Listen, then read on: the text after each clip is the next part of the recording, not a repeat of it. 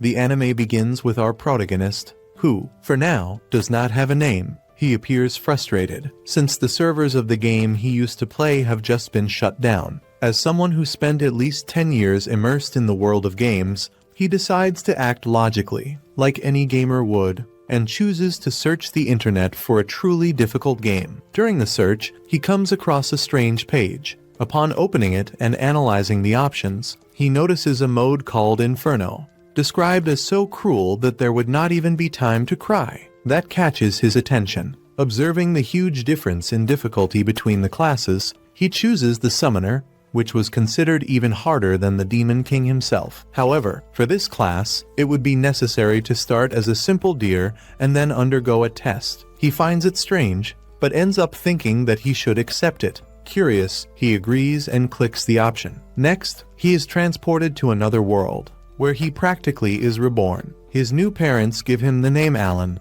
We then discover that, to level up in that mode, it would be necessary to gain 100 times more experience than in normal mode. In addition, there was no time limit, and if he managed to escape that inferno, he would certainly uncover the secrets of that world. Thus, time passes, and we learn that, in his previous life, his real name was Kenichi Yamada, a 35-year-old man, unemployed, single, and without a social life. Now, with only 1 year of age, having reincarnated in that world had saved his life. He feels grateful because, despite still being unable to speak, he understands everything perfectly, since everything is automatically translated for him. As the game itself indicated, he would begin as a serf. His family works cultivating deforested land to pay taxes to the lord of those lands. His mother is named Teresia, and his father, Laudum. Both appear to be around 20 years old and show great love and affection for him. Alan pretends to be tired so that they put him to sleep, and when he is alone, he tries to open his status window. However, nothing happens. He has been trying since he arrived in that world, but without success. Even enjoying the comfortable life he leads, always in his mother's arms and with clean diapers, he is still a summoner and wants to test magic. Suddenly, something finally works, and a book appears before him. However, any sudden movement makes noise and could draw attention. Fortunately, the book soon disappears, and he pretends to be sleeping again. His parents, more at ease, leave him alone once more. He takes advantage of the moment to try to access the summoning guild. There, he confirms that his class is indeed summoner. Although his statistics are very low, he understands that he will need a lot of experience to become stronger, and that the more he uses summons, the faster he will evolve. For now, he can only summon insects and small animals, which he finds curious. His rank is H. The book shines, and a message from the god of that world appears, apologizing for not having sent the grimoire earlier, explaining that the class was still in testing. It would no longer be possible to change anything, as that was the signature of the goddess of creation. Alan understands the situation and is not bothered by it. Now, he just wants to see his summoning in action. He tries, but does not succeed immediately. There is no internet there, so he realizes that he will have to find solutions on his own. He imagines that he will first need to create an insect and then summon it. Excited, he tries again, but ends up making noise, which makes his mother peek in. Luckily, she does not notice anything strange. Alan takes a nap and decides to rest, lamenting the fact that a 1-year-old baby does not have much energy. The next day, while his mother takes care of the house and his father works, he takes advantage of nap time to try again. This time, he manages to summon a grasshopper, but does not pay much attention to it. He registers the summon in the guild and notices that the rank H insect has no name. He then decides to call it Denka. Below that, blessings appear that increase the grasshopper's speed and endurance. Alan is surprised to realize that his own statistics have also increased. However, the noise draws attention, and his mother enters the room. Quickly, he sends Denka back to the other world. Thus, the days pass, and Alan continues testing his summoning magic. He gains a new companion, a mouse named Shorisuk, who begins to spy for him, even though it has little intelligence. At the moment, Alan can store up to 10 summons, depending on the blessings of the monsters he keeps. His statistics increase. By storing 10 Shorisuk, his strength rises by more than 10 points, making him stronger than children of the same age. leveling up would unlock several abilities. But since it is 100 times harder, he begins to regret it, thinking that he may never be able to finish it. At that moment, his father arrives home, and Teresia is startled to see him looking like that. Even as he asks them not to worry, he explains that he hunted a boar. He asks if Alan wants to see it, and the boy responds excitedly, since he wants to see the first monster of that world. As they walk to the location, Laudum points to migratory birds heading north, explaining that they announce autumn. He says that Alan's name was inspired by those monsters, which can go anywhere, flying freely to the ends of the world. He comments, laughing, that the mother got angry because he chose a name inspired by monsters. When they arrive with the boar, Alan is impressed by its size. Gelda announces that the hero of the day has arrived, and Laudum asks her not to exaggerate, introducing Alan to her son, who is surprised to see him talking at only 1-year-old. Alan asks if the boar was strong, and Gelda explains that it took 20 people to defeat it,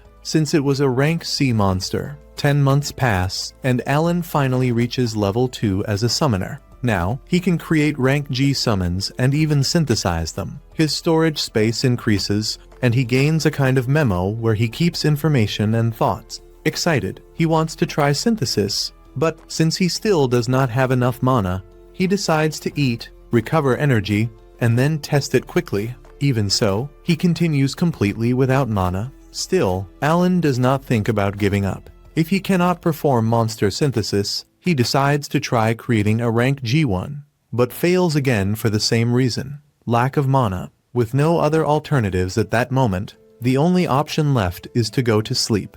Time continues to pass, and now at 3 years of age, Alan still remains at level 2 of creation. Up to that point, he has managed to use synthesis only about 20 times. In one of these attempts, he mixes monsters and ends up creating a new rank G bird, with varied geographical distribution, which receives the name Chatpi. This creature has the ability to imitate sounds, which can be extremely useful to confuse enemies through voice. Next, he removes from storage Pianta, a frog with the ability to provoke opponents, functioning as an excellent lure. After that, he calls Mogusuk, a mole capable of digging tunnels, something very useful for traps and escapes. Alan becomes excited, because rank G summons are truly effective, and whoever masters the statistics of their summons can almost evolve on their own. Even so, when he ends up falling into one of Mogusuk's tunnels, he laments, realizing that he still has a long way to go before being able to face real monsters.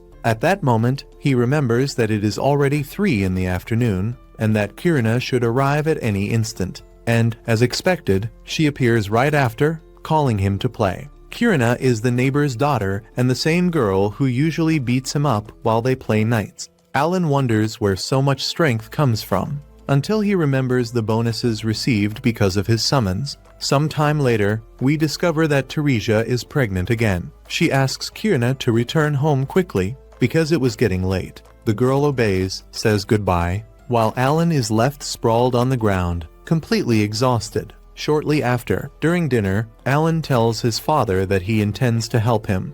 Since his mother's belly is getting bigger and bigger, his parents are surprised by that. Alan realizes that, even without using summons, his strength is already approaching that of an adult. Still, they reply that it is best for him to continue playing with Kirina, since he is still just a child, and that the day will come when he will need to help in the fields. Alan agrees, acknowledging that they are right. Since it is almost impossible to remove the serf status, he feels that he spoke prematurely and decides to keep playing for now. The parents then ask why he has been spending so much time throwing red cards against a tree. Alan answers that he had already explained before.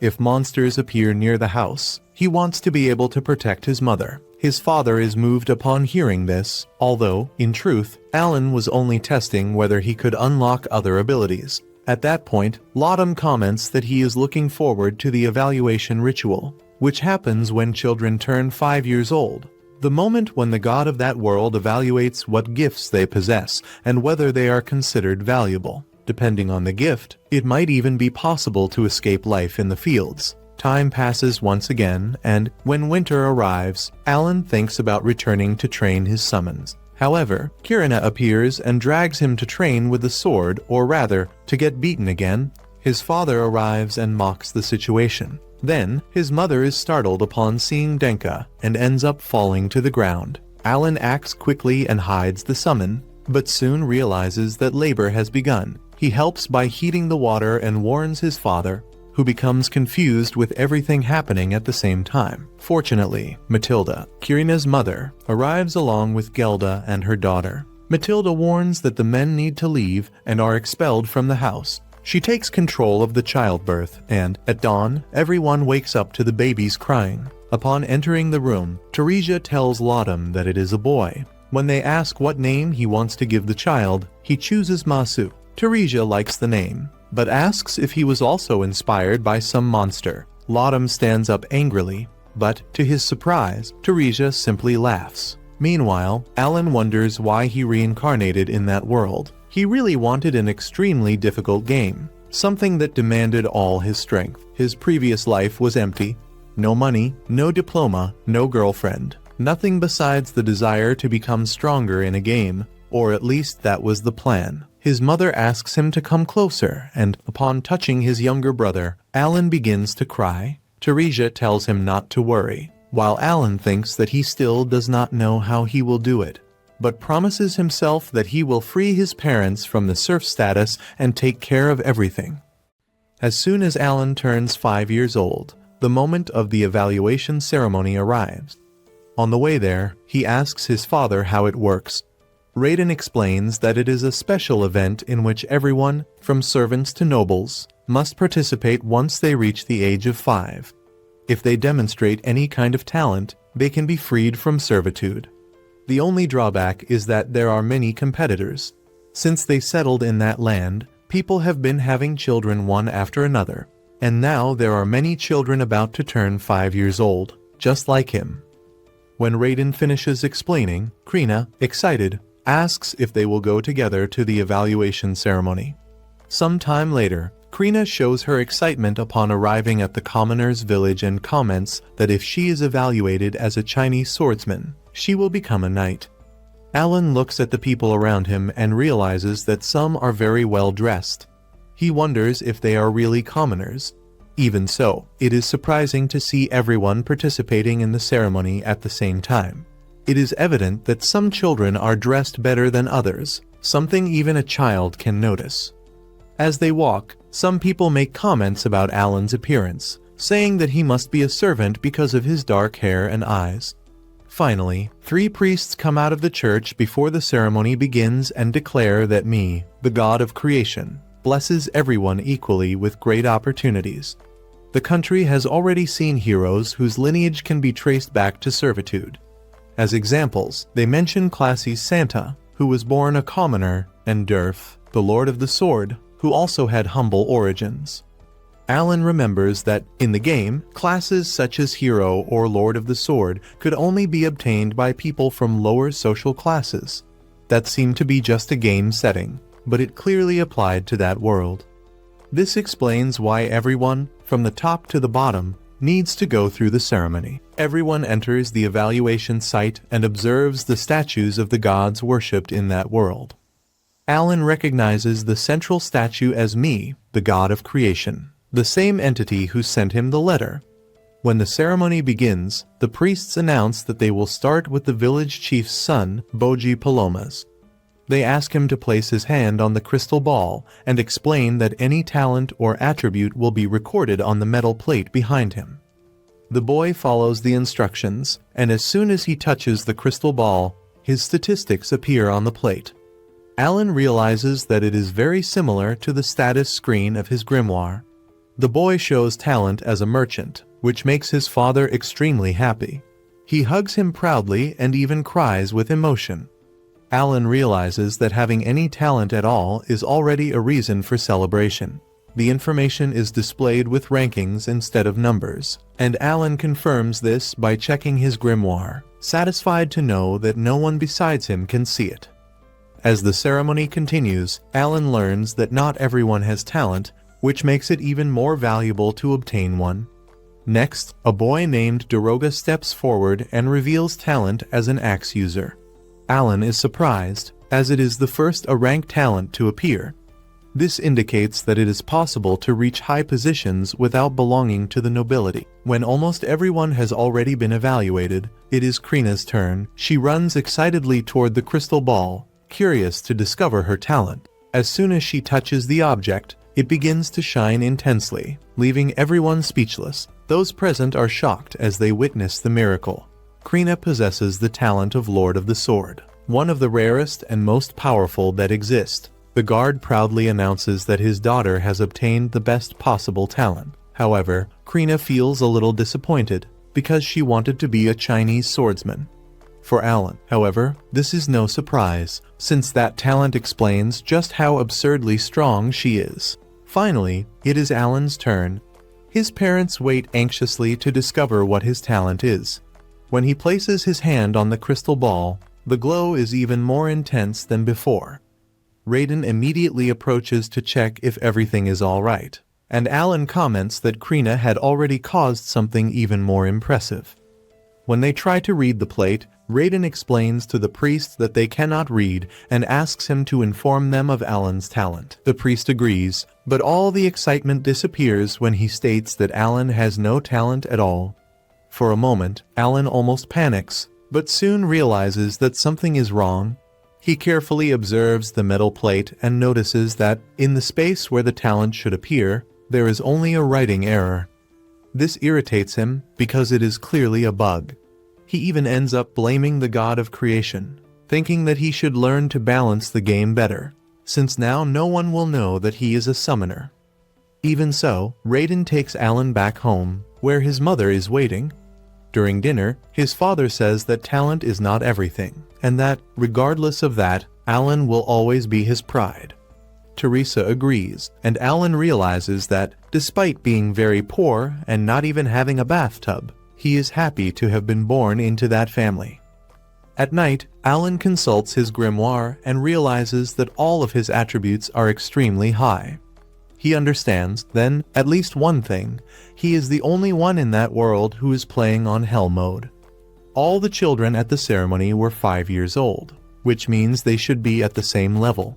However, the ranking system likely reflects the expected growth at each level.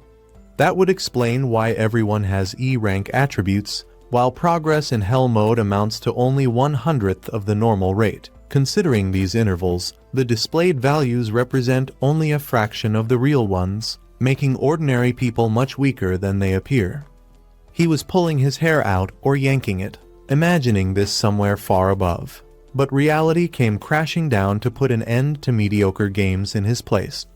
Now, his time would be spent proving that hardcore mode is amazing. He is 30 years old, so it is normal to think that way. Even so, that strange detail in the evaluation ceremony was clearly an error, and the developers would need to fix it. Because of that, he would certainly complain and drown them in a sea of letters. After all, they could not underestimate a player who had no life. Time passes, and one day Alan notices that his father is behaving in a strange way. That, by itself, would not be so unusual, but this time it was different, more worrying.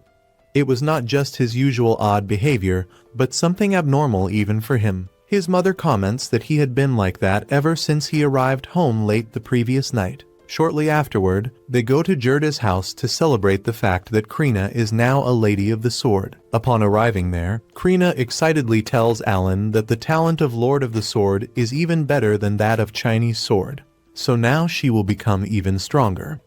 Alan pretends to be surprised, saying that he cannot believe it, even though he already knew. He comments that, even before that, she already defeated him effortlessly, because she was just that strong. Matilda mentions that the village chief stopped by and left a bottle of alcohol to celebrate, allowing them to open it. However, Rodden maintains a resentful attitude as he congratulates them, saying that they can enjoy the alcohol. Gerda responds in the same way, stating that in that house the guests drink first. Alan begins to wonder if his father feels jealous of Krina's talent, but soon dismisses that idea, since Rodden is not like that. There must be another reason. Rodden tries to serve the first cup, but Gerda says that she will not drink anything if he keeps that bitter expression. She asks him to stop ruining the mood. Suddenly, Rodden smashes the bottle on the floor and says that he is happy that Krina has an incredible talent, something that truly deserves to be celebrated. Then, Gerda asks why he said that he would cut ties with the family. This revelation leaves everyone in shock. Rodden explains that it is not because he wants to, but because Krina's talent is extraordinary. She will be able to join the cavalry to serve the country, and there is even the possibility that she may become a noble. People like that should not waste time socializing with servants. At that moment, Alan realizes that his father was trying to do a favor that no one asked for. Rodden insists that being a lady of the sword is something very important, but Gerda coldly replies that it makes no difference. Tired of the argument, Alan asks Krina to intervene, believing that this might calm them down. Krina immediately draws her wooden sword, ready to act. But before she can do anything, Matilda and Teresa take control of the situation. The contrast between the personalities of the two women becomes clear. Teresa merely pinches her husband's cheeks in a controlled manner, while Matilda simply beats him up, resembling a scene from The Incredibles, where the characters fight during dinner. After everyone finally calms down, Alan asks Matilda if they were always like that. She replies that parenthood made them a little calmer, because before that they would trade punches without thinking twice. Teresa smiles as she reminisces about the old days and says that, in fact, the four of them are childhood friends and grew up together in the same village. Matilda explains that, about 10 years ago, a rumor began to spread that a new village would be founded, and they decided to participate in the project together. They talked as a group about working side by side to build their own houses, which explains why both have the same design. Rodden comments that, with more people, it was easier to build two houses at the same time, considering the labor and the materials. Gerda adds that she was the one who raised the support beams, while Rodden was responsible for the walls and the floors. Then, she continues pouring the drink and says that she also took care of the roof. In short, Rodden mentions that he has not drunk sake since the day of the wedding, and Gerda says that the same goes for her. Both Rodden and Gerda usually feel sick after drinking, but the next day they continue working as usual. The following morning, someone informs Gerda that the Order of Knights has arrived to see Krina. Shortly afterward, Rodden and Gerda head to the commoner's village with their children, while many other people gather around to watch. Alan comments that it seems the news that Krina is a lady of the sword has already spread. Suddenly, Daroga approaches Krina and Alan. Alan recognizes him as the boy from the evaluation ceremony. He is already displaying his talent as an axe user, holding a large haft. Daroga asks what Alan is doing there and says that talentless losers have no place in that location. Before Alan can respond, Kino steps forward to defend him, stating that he is there because he is strong. Daroga does not believe it and reminds him of Alan's rankings, mocking him. Ken tries to attack him, but his father quickly holds him back to restrain him. The village chief then announces that the Order of Knights has arrived and asks everyone to make way. Everyone recognizes the captain, a master swordsman named Zenoff. Krina becomes extremely excited to finally see real knights. 3 years have passed since she and Alan used to play at being knights, and now she sees them for real. Krina enthusiastically introduces herself to the captain. Alan asks if she will now leave the village to become a knight. Gerda quickly explains to Zenoff that her daughter is only 5 years old and has never wielded a real sword, so she would have no chance at all. Zenoff does not see that as a problem, because in the end, she is still a lady of the sword. The only problem would be if everything were a lie to deceive the man named Grainel. Gerda nervously denies it, and then Zenoff turns to the vice captain, allowing no protest. The captain realizes that something is wrong, and Zenoff warns them that falsifying the results of the evaluation ceremony is punishable by death. Therefore, they need to confirm whether Krina's talent as a lady of the sword is legitimate. To do that, a fencing duel will be held. Gerda begs for mercy, as her daughter's life is at risk, but Zenoff states that if she does not fight, she will be executed along with the entire family at the lake. Alan did not expect something so extreme and wonders if those people have completely lost their minds. Everyone around them becomes tense and worried.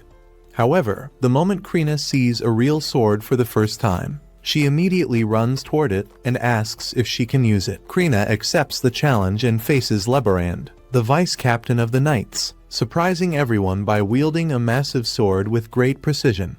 Even though she is only a child, she withstands the attacks of an experienced adult, causing despair in her parents and indignation in Alan as he watches the excessive force being used against her. After being thrown against the wall, Krina gets back up and releases an intense pressure, revealing a special ability that makes her superior to Leberand. With a final strike, she splits the vice captain's sword in half, proving that she could have killed him. The duel comes to an end, and Leberand acknowledges his defeat, praising Krina's strength. The crowd applauds, and there is no longer any doubt that she is a true lady of the sword. Zinnov accepts the result, apologizes for his previous attitude, and congratulates Gerda on raising such a daughter. Later on, everyone gathers for a dinner, where Zinnov introduces himself as the captain of the knights and explains that he was sent to confirm the existence of a Lord of the Sword in the region. Impressed, he reveals that the village will be renamed in honor of Krina and asks Gerda to continue training her daughter, so that, in the future, she can study at the academy and serve the royal family. During the dinner, Rodden also receives recognition for his work as a hunter, and the episode ends on a light note, with family moments and a relaxed atmosphere. Sometime later, Alan celebrates the fact that, thanks to recent events, he has finally managed to improve his summoning skill. He immediately opens the grimoire and, upon checking the statistics, realizes that he now possesses the enhanced version of the skill, which means that his summons can become more powerful. In addition, F-rank creatures have been unlocked, something he already expected, although he still needs to work with them to obtain new ones, just as he did with Chappie. Alan becomes excited to discover what the next unlocked type will be and truly hopes that it will be something intimidating, such as a dragon. To make things even better, his card stock increased from 20 to 30, which means that he will be able to receive 1.5 times more additional enhancements. A full 2 years have passed since the last time his summoning skill leveled up, so he knows that he will still have to experience many things from now on. At night, Alan offers to wash the dishes, since Teresa is expecting another baby. In this marriage, they do not waste time, and he knows that his wife needs to rest. In truth, Alan also just wants to finish his chores quickly so he can test his new ability. Mash asks his mother if they will have another little sibling, but his father explains that it could be either a brother or a sister. Teresa comments that the kicks are very gentle, which gives her the feeling that, this time, it will be a girl. Rodden says that he already needs to start thinking about names, but Teresa reminds him that he promised she would have the right to choose the girls' names. While Teresa tries to think of a name, Alan notices that his magic points are being replenished again. He checks his glyph and sees a message from Me, the goddess of creation. By accident, he ends up reading the name out loud, which surprises his parents. Rodden immediately scolds him, warning that he should not take the Lord's name in vain. Derisha comments that Alan has been acting strangely all day. Alan quickly tries to cover it up,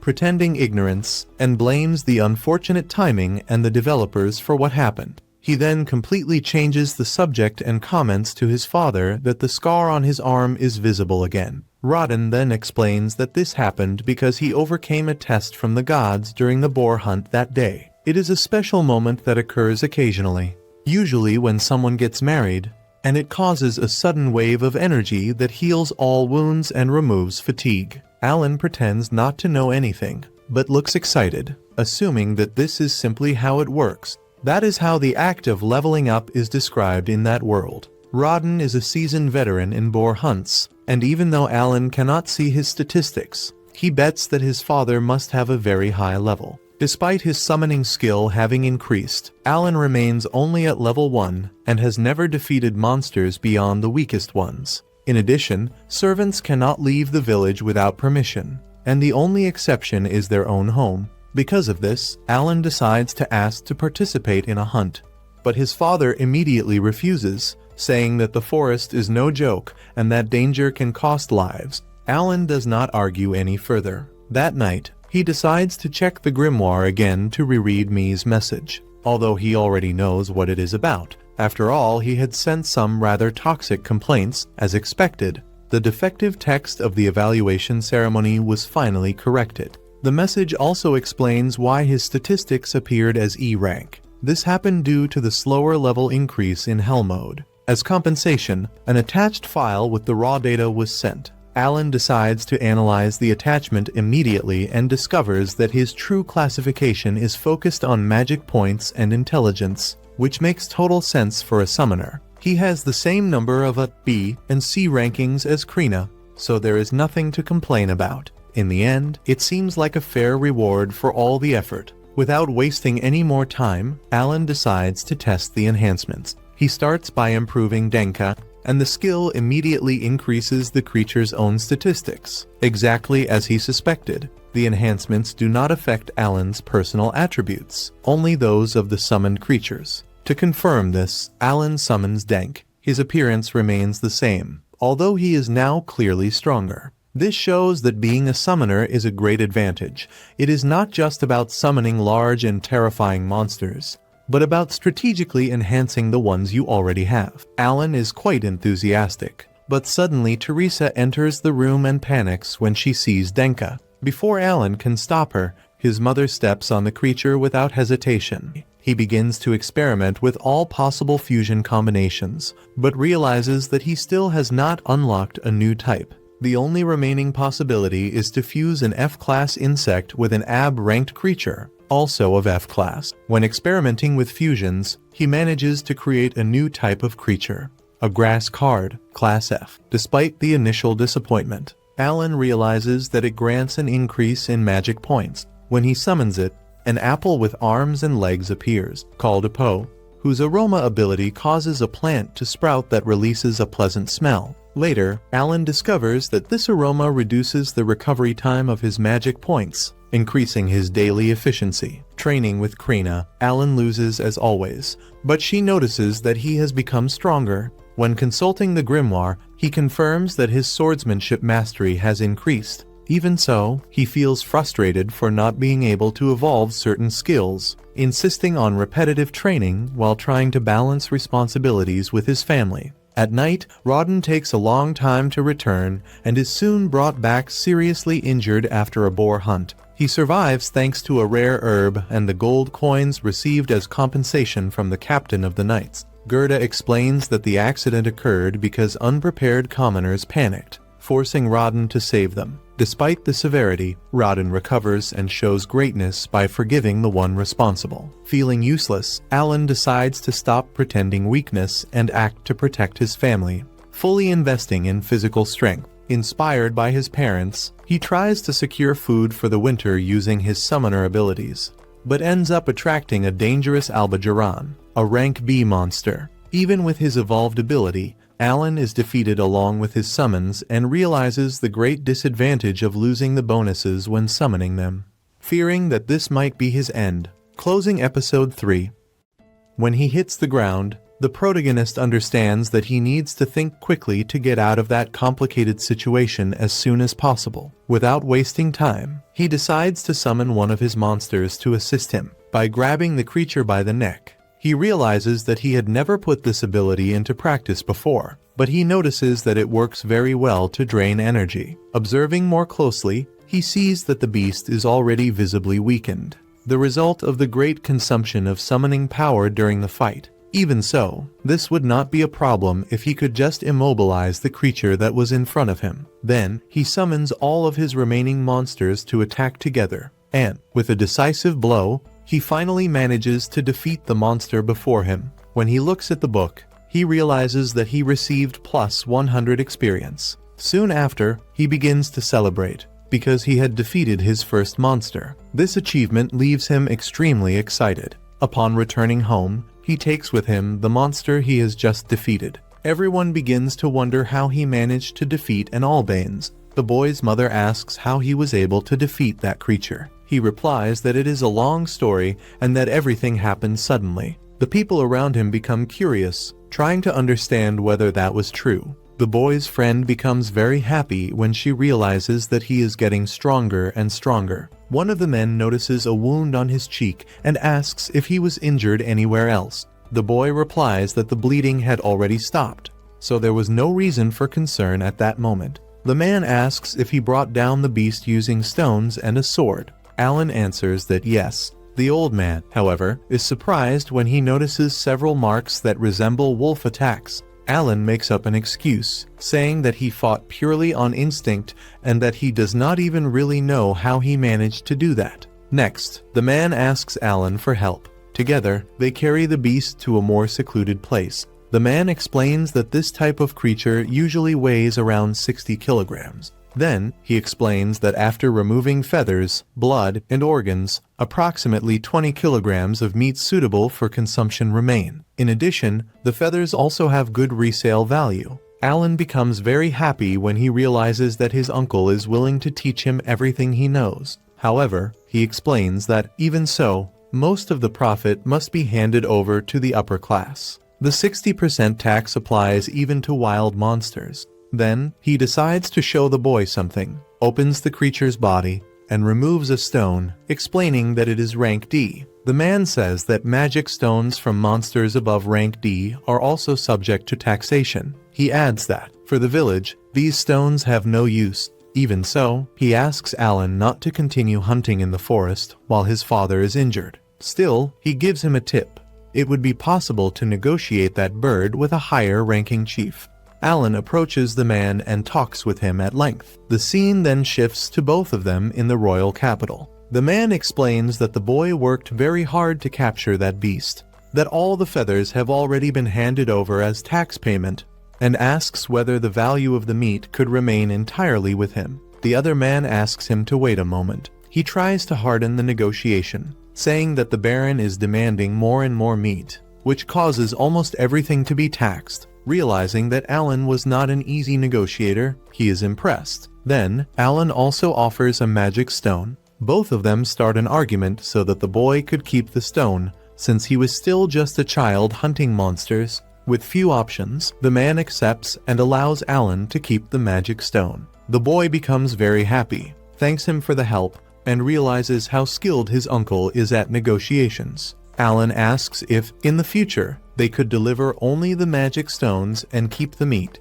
The man explains that if they always obtain magic stones, they will be able to keep the meat, wishing them good luck. After deceiving the fat old man, Alan decides to carry out a few more hunts. Using one of his frogs to draw the attention of the birds, he summons his monsters to drain the energy of the beasts, weakening them until the moment of the final blow. With stones, he strikes the creatures' heads and uses his dogs to finish the fight. After leaving the monsters disoriented, Alan delivers the final blow, eliminating them with ease. After winning, he feels very satisfied and orders his summons to return to the grimoire. When he opens it, he realizes that he has been hunting every 3 days since the first victory.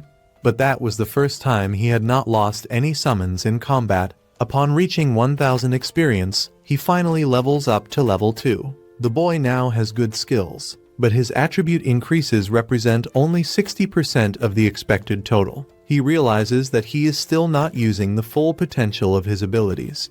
Soon after, he ends up leveling up again and becomes very happy. After 6 years summoning creatures and going through so many hardships, he finally reached his first level. He feels fulfilled for having overcome a trial imposed by a god. Alan thinks that perhaps it is time to tell his family about his abilities. The scene changes to Alan arriving home with a huge monster, leaving one of his uncles shocked to learn that he defeated the creature alone. Later, he goes to train with his childhood friend. He reflects that he has already defeated 10 monsters and that his luck is improving. If he continues like this, there will be enough meat to get through the winter without worries. What is missing now is to trade part of the meat for firewood. Since there are many albatrosses in the region, he thinks about hunting more and, who knows, reaching level 3. He knows that this will be difficult before the end of the year. Distracted, he ends up being defeated by his friend during training. At nightfall, he decides to talk to his parents about his powers. Alan explains that he heard from an oracle when he was small that he was stronger and more intelligent than ordinary children. His mother asks if it was Elmia, and Alan confirms. However, he would also have to face challenges that an ordinary man would never face. The mother becomes worried about her son, His father, in turn, asks if he managed to overcome the trials of that day. Since the wound on his cheek had disappeared quickly, he explains that he himself had also gone through tests from the gods and knew that this would one day happen to his son. The mother asks about the evaluation from the previous year. Alan replies that he received a message from the goddess apologizing for the mistake. The father only asks that he show more respect. Alan apologizes and promises to be more careful. He explains that his attributes were evaluated as low because his tests have slow progression, and that his talent was considered non-existent because it was still too recent to be identified. The father asks if he has any talent. Alan replies that he still does not know, because he is very young and it has not manifested yet. The father becomes a little sad. In his thoughts, Alan apologizes for not being able to reveal his summoning talent. He fears that people would misinterpret it if they discovered that he can summon and control creatures. And, of course, he cannot tell anyone that he reincarnated from another world. The mother wraps him in a hug and says that she wishes he had told them all of this earlier. The boy's habit of throwing stones at trees every day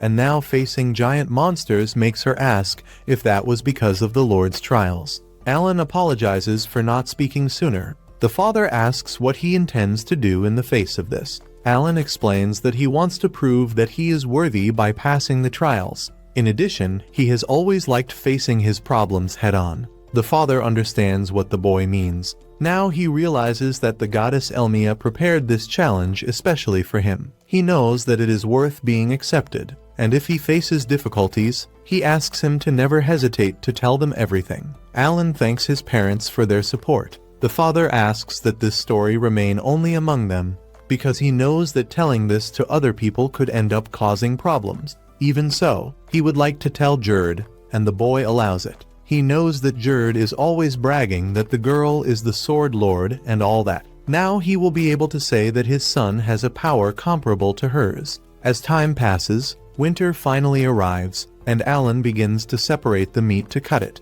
Suddenly, his uncle appears at the place, saying that he always knew that Alan was never an ordinary child. However, being blessed and tested by a god is another story altogether. He comments that this explains many things. The two head to the capital to sell part of the meat. The man asks if it is Alan's first time negotiating food, and he replies that it is, asking his uncle for help. The man decides to assist him. He explains that things work better when it is only among them, without commoners to get in the way. Alan asks what the real difference is between them and the commoners. The man replies that this is linked to their current social position. In addition, the 60% tax does not apply to nobles, because they pay in another way. He also explains that if a person has a child, nobles pay 1 to 3 coins, while commoners pay around 50 coins. Upon arriving at the shops, Alan learns to trade his meat for salt, sugar, vegetables, and other products. When he returns home, he is satisfied to realize that a bundle of dried meat was exchanged for enough firewood for 4 days. Now that he better understands how trading works, he can research more the next time he goes to the market. When he returns to the place, he asks the man how much it would cost if he paid with coins, and he replies that it would be 5 silver coins. In his mind, Alan knows that he cannot be a salt seller without having a salty attitude. When he enters a medicine shop, Alan asks if the man has any medicine that restores MP. The merchant replies that he does not deal with such expensive medicines. He explains that he only sells healing potions. Alan then asks if he has the Mueller's flour. The man replies that he does not, and that even if he did, he would not sell it. Alan asks if it was the same flour that Gerda bought. The man confirms, saying that she always enters the shop wanting the most expensive medicines. In addition, he comments that she is very clever. By always asking for the cheapest items, she ended up offering 3 gold coins and even asked to pay later. He says that she is more persistent than a child in a candy shop. The boy decides to give something to the man. He asks if he wants to trade it for anything. Alan replies that no, he is giving it as a thank you, because by selling that herb, he ended up saving his father's life. When he leaves the place, Alan meets a boy who asks what he is doing looking at his father's shop products. Alan replies that it is nothing and turns his back, but ends up being attacked. He draws his sword, and the boy runs away. but soon returns with a sword. Alan easily dodges and realizes that he is nothing special, being much weaker than his friend. A few days later, the father arrives home later and explains that the chief wants to talk to them. The man says that the chief wants to increase the number of boars delivered to the Baron to something between 10 and 15. For that, they want common people to help as well this year. The mother thinks it is unfair since her husband is injured. He explains that the orders came directly from the Baron. If they do not comply, they will hire more servants from other regions. Alan understands that if this happens, they will lose even more land. In addition, servants who do not know how to hunt may end up having their land taken away. This could completely change the nature of the village of Krina. To make matters worse, next year they want them to hunt 20 boars. The only way to achieve this is by increasing the hunting days to once every 2 days. Alan explains that if they increase the number of people working even more, they will continue getting injured, and over the years, this will become impossible. The final result would be recruiting new members, and the father knows that this is true. He asks if Alan thinks it is better to let the commoners help as well, and Alan replies that yes. The boy's uncle says that they are nothing but dead weight. Alan explains that he needs to find a way to make everyone useful. In addition, he has the wisdom that was granted to him. On the next day, everyone stands before a base, and thus the episode ends. Suddenly, they receive the news that the people have finally arrived. A sense of relief immediately spreads among everyone. The tension that had built up over the past few days almost completely disappears when they confirm that Rodden has managed to recover. Many let out sighs of relief, some even smiling for the first time in a long while. Rodden, still looking a bit worn out, apologizes for having worried everyone and assures them that, despite the incident, he is in great shape and ready to return to action. They then ask whether Alan will be going along this time. Rodden explains that, for now, they will follow the strategy devised by Alan, but that he will participate only as an observer. Alan agrees, saying that he does not intend to get in anyone's way. Even while trying to appear calm, the boy is visibly downcast on the inside. He truly wanted to go into battle and prove his worth, but he knows his father is extremely stubborn and will not give in easily. Although he recognizes that this decision is not good for his growth, he accepts the situation. At the moment, the most important thing is to ensure that the novices are properly trained, helping the group hunt more boars without risks. No one wants anyone to get hurt again. Shortly afterward, the people who had caused Rodden's injuries appear. Ashamed, they apologize, admitting that they were reckless and irresponsible. They say they do not want Rodden to worry about them, and even claim that, if a monster attacks them again, they would rather be left to die. Rodden reacts immediately, saying that he does not want to hear that kind of talk. He makes it clear that all he wants is for everyone to take care of themselves and reinforces that, whenever they need help, they only need to ask. Alan reflects that this was already his 7th year living as a servant. At last, the moment to leave the village was drawing closer. A small step forward, but an important one. Before him rise the White Dragon Mountains, imposing and shrouded in an almost mystical aura. Every autumn, the boars descend from the foothills of the mountains in search of food, becoming the main targets of the hunts. Legends say that a mythical white dragon lives hidden somewhere at the summit. Just thinking about it already excites the group, as if the very atmosphere were charged with fantasy. Suddenly, Alan is called to keep up with the group and not fall behind. The scene cuts to the battlefield, where everyone is already in position and ready to fight. A giant boar emerges from within the forest and attacks violently. In perfect synchrony, the group uses the giant sword to halt the beast's advance. Shortly after, Rodden's team appears from the rear. With a coordinated attack, they manage to severely wound the monster. Throughout the entire fight, Alan only observes attentively. It is explained that the method works as follows. The bait team lures the boar. The tank team keeps the monster in place. And finally, the attack team strikes its vital points. This is the method that his father and the others have used for more than 10 years, allowing for successful hunts even without special talents. Alan comments that it is almost time to attack and asks his friends to be ready to help. Even so, he feels a growing frustration at having to rely on weak people to hold anything on the battlefield. Soon after, they move into action. Rodden warns everyone to be careful and not to hit someone by mistake. Watching from afar, Alan knows that a single battle is enough for everyone to gain experience. Rodden then orders everyone to attack together, and the boar is defeated with a single devastating blow. Alan wonders if he gained anything from that. When he checks his log, he realizes that he did not receive any experience, which makes sense since he did not directly participate in the fight. Shortly afterward, the same boys he had trained appear,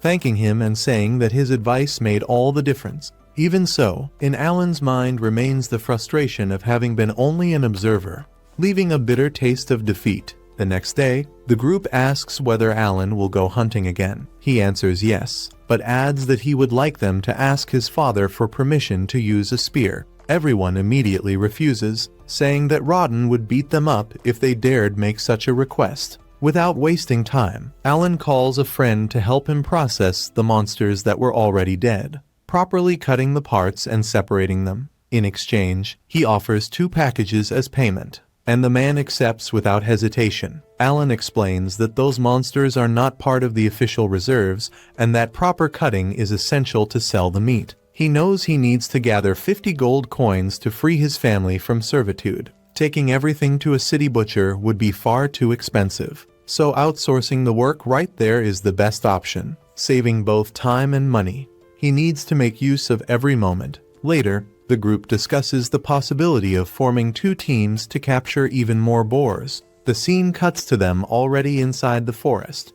One of them draws the monster's attention and runs to warn the others. Everyone gathers quickly and defeats the boar with a single blow. When he looks at his book again, Alan realizes that this time he gained experience. Before the fight, it is explained that his creatures can be summoned in any location he can visually mark within a radius of 50 meters. If the boar attacks one of these creatures, that already counts him as a participant in the battle. Anything goes when it comes to this. That is the mindset of a true hardcore gamer. The story advances 3 months. Alan explains that this world celebrates the beginning of the new year, and because of that, he was invited, for the first time, to the residence of the village chief, perhaps as a reward for having defeated 15 boars. Everyone celebrates the achievement, and he knows that, by keeping this pace, reaching 20 boars that year will be easy, all thanks to his plan to train the novices. During the celebration, someone notices a bottle behind Alan and believes it to be something special. He explains that it is a liquor he received from the chief. Everyone is impressed by something so expensive. Alan knows, however, that he deceived everyone with that lie.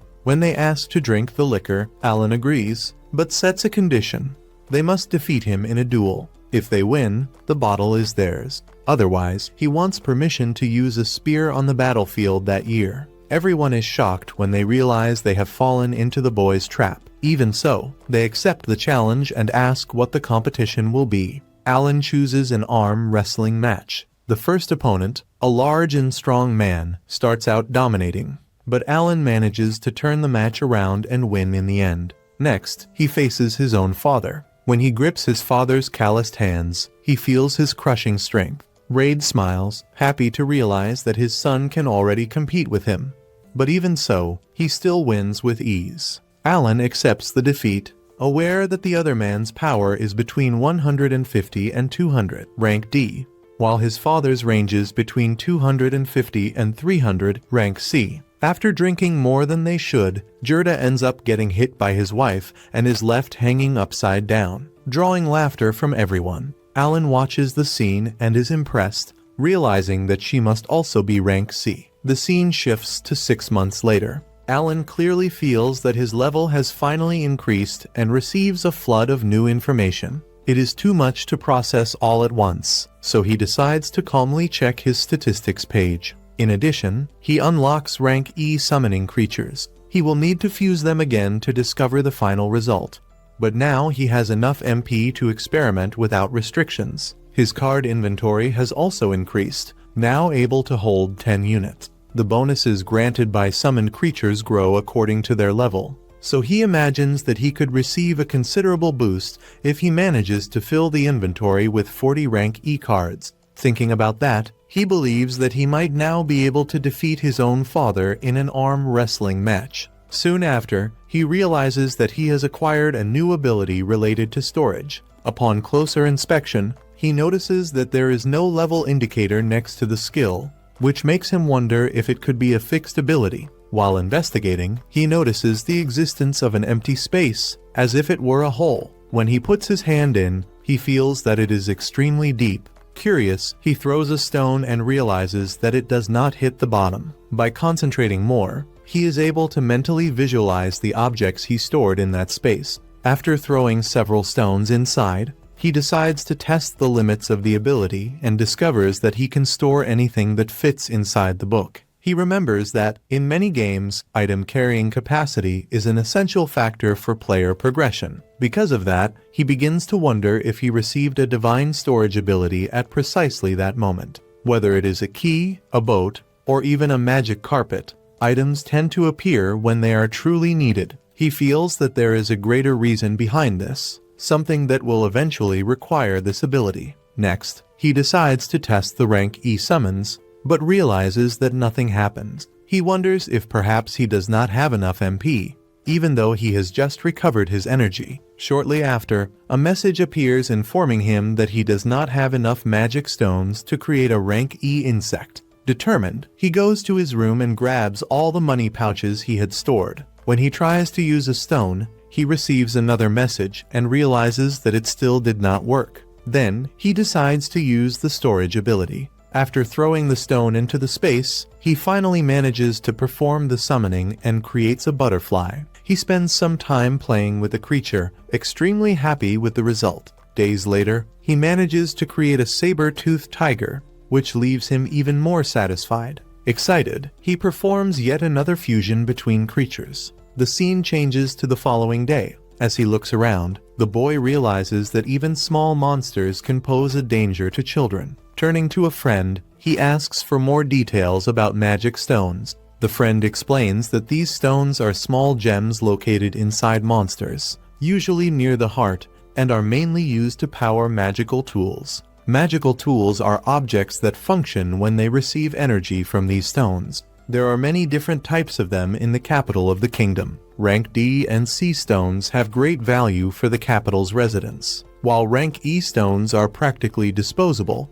often found scattered across the ground. Upon hearing this, the boy begins to look around and finds several of these stones. Alan decides that he will search for more in the surroundings of the village. After some time, he manages to gather many magic stones with the help of the villagers. Soon after, he imagines a situation in which several boars attack him, but together with his creatures he manages to defeat the beasts. However, he soon realizes that this is nothing more than a dream. When he wakes up, he concludes that each type of summon was created to fulfill a specific function in combat, such as attack, defense, weakening, healing, and detection. Thanks to this, he can single-handedly fulfill the role of an entire group of adventurers, which defines a truly efficient summoner. He also understands why he received the storage ability at that moment. Without it, it would be impossible to carry hundreds of magic stones with him. Now he believes he understands the intentions of the creators of this system. With an unparalleled army of creatures at his side, he feels that he can overcome any challenge and defeat any enemy. Thus ends another episode.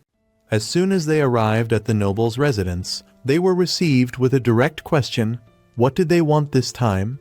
They explained that, according to the new decision, the Baron would begin visiting the region every month. The master of the house was surprised by the news. Then they added that, in order to meet the requirements of the visit, it would be necessary to slaughter around 20 boars. He then wanted to know why they specifically needed Alan. The noble decided to clarify the situation. He said they needed someone capable of acting as the Baron's guide during his stay. They questioned why his own son could not take on that role. The man replied that Paloma's was not suitable for the task. Alan understood immediately. Deep down, he knew that it was true. He agreed without resistance. The noble explained that he expected Alan to help demonstrate hospitality, beginning with a dinner before the hunt. Alan realized that the intention was to entertain him and please him, perhaps even win him over with small courtesies.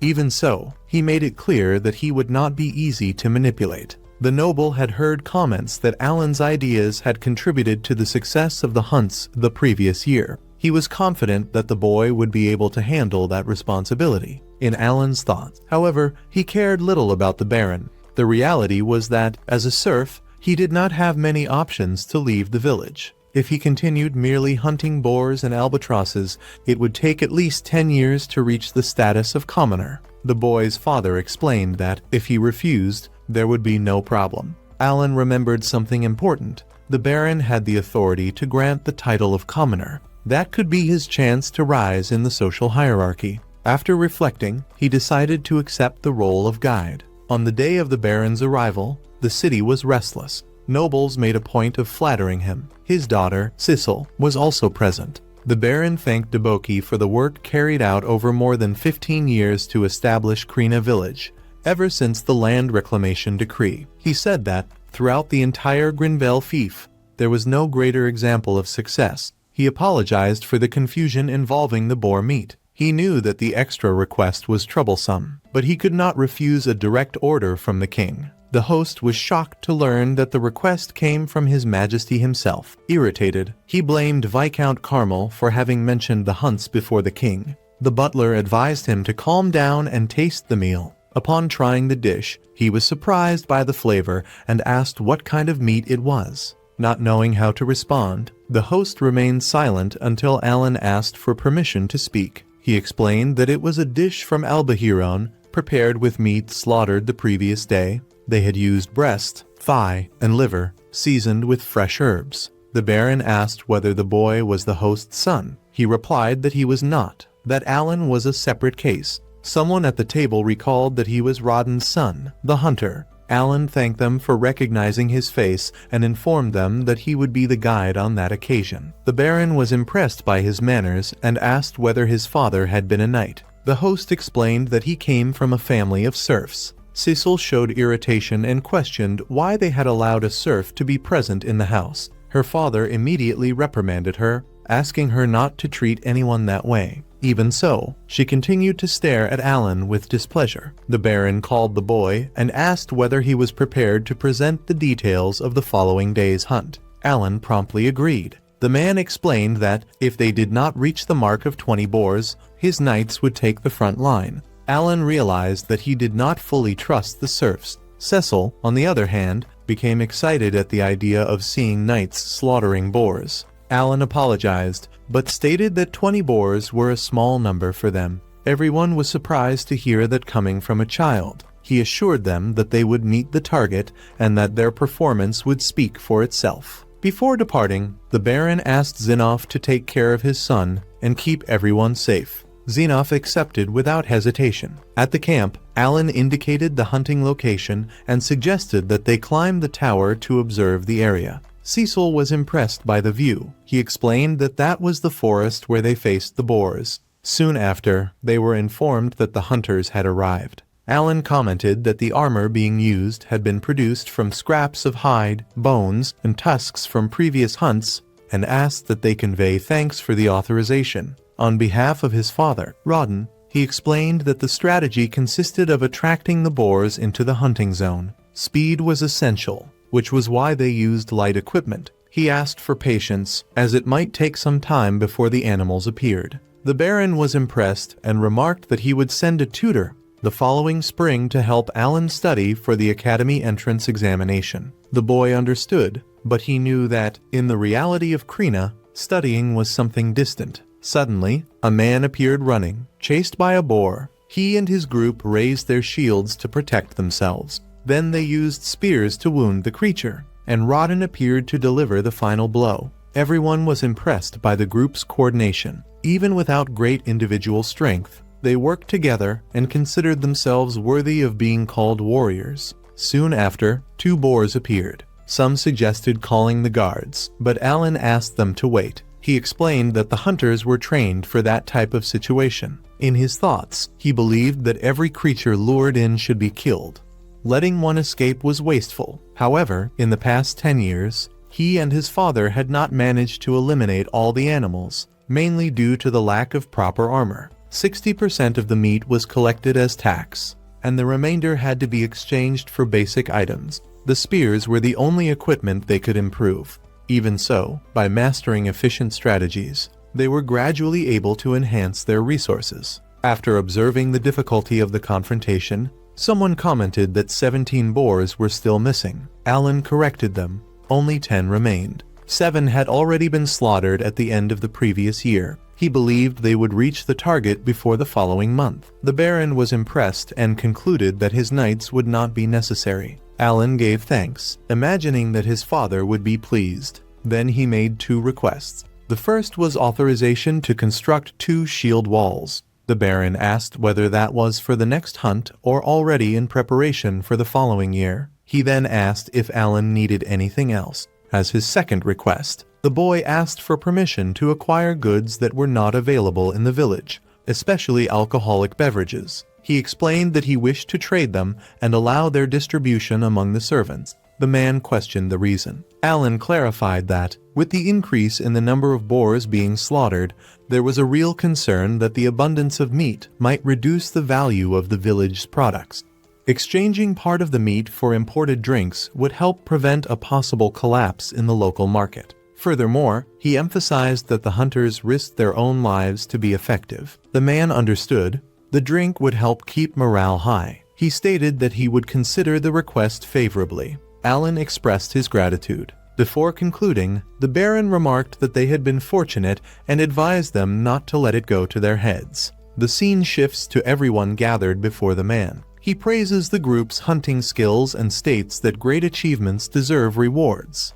Otherwise, he would not be a good Baron. Then he announces that he will grant them the social position of commoner. In Alan's mind, excitement rises immediately. Now he will be able to hunt beyond the boundaries of the estate. He had dreamed of that moment countless times over the past years. His first destination would be the White Dragon Mountains, where he intended to hunt dragons. The Baron adds that all participants in the hunts over more than 10 years will also receive the same status. He asks them to identify those who have already worked for a decade. Afterward, he decides to return to the residence so that he may head back to the city and rest. He further explains that His Majesty wishes to promote the village of Krina as an example to the rest of the kingdom. For that reason, he asked how the boar hunts had begun. The Baron observes that it is a delicate matter and asks whether Rodden can recount what happened. It all began in the spring, 13 years earlier. Around 100 serfs from neighboring villages moved to the region to assist in developing the lands under the reclamation decree. After 6 months of hard labor, they had cleared a large portion of the forest. Autumn was approaching when disaster struck. A massive boar suddenly appeared and attacked, devouring most of the wheat and potatoes reserved for winter. Many of those serfs had gone to the frontier after suffering hunger in their former villages. Returning was not an option. It was then that Rodden took the initiative. He proposed that they hunt the boars to obtain meat. At that time, they did not possess the weapons, armor, or knowledge they have now. Even so, all the men united, using pickaxes and hoes as improvised weapons, and managed to bring down a single boar. The Baron is impressed by the account and states that they should be proud, for they united to accomplish an extremely difficult task. However, he reminds them that they lost a friend in the process. After defeating the boar, they overcame a trial of the gods and their wounds were healed. Yet their companion was not as fortunate. He has told Rodden many times that he should not blame himself, but he does not listen. At that moment, Alan finally understands why his father protected those commoners. He had already lost friends in that way. The Baron does not wish for such a painful memory to be revived.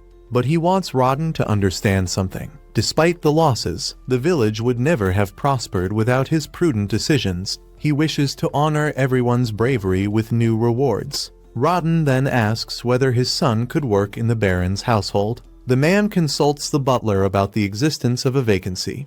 He replies that there is one. The request is then accepted. Alan, however, does not wish to work there, because he needs to take care of his summons and feels that he must find a way out of that situation. Even so, seeing his father so happy, he keeps his thoughts to himself. Upon arriving home, he bids farewell to everyone. He decides to have one last sparring match with his friend, and this time, he wins. He tells her that they will continue seeing each other often. His father asks him to work with dedication, for that is the first great opportunity of his life, and says that he places many expectations upon him. After the farewell, the story brings another episode to a close.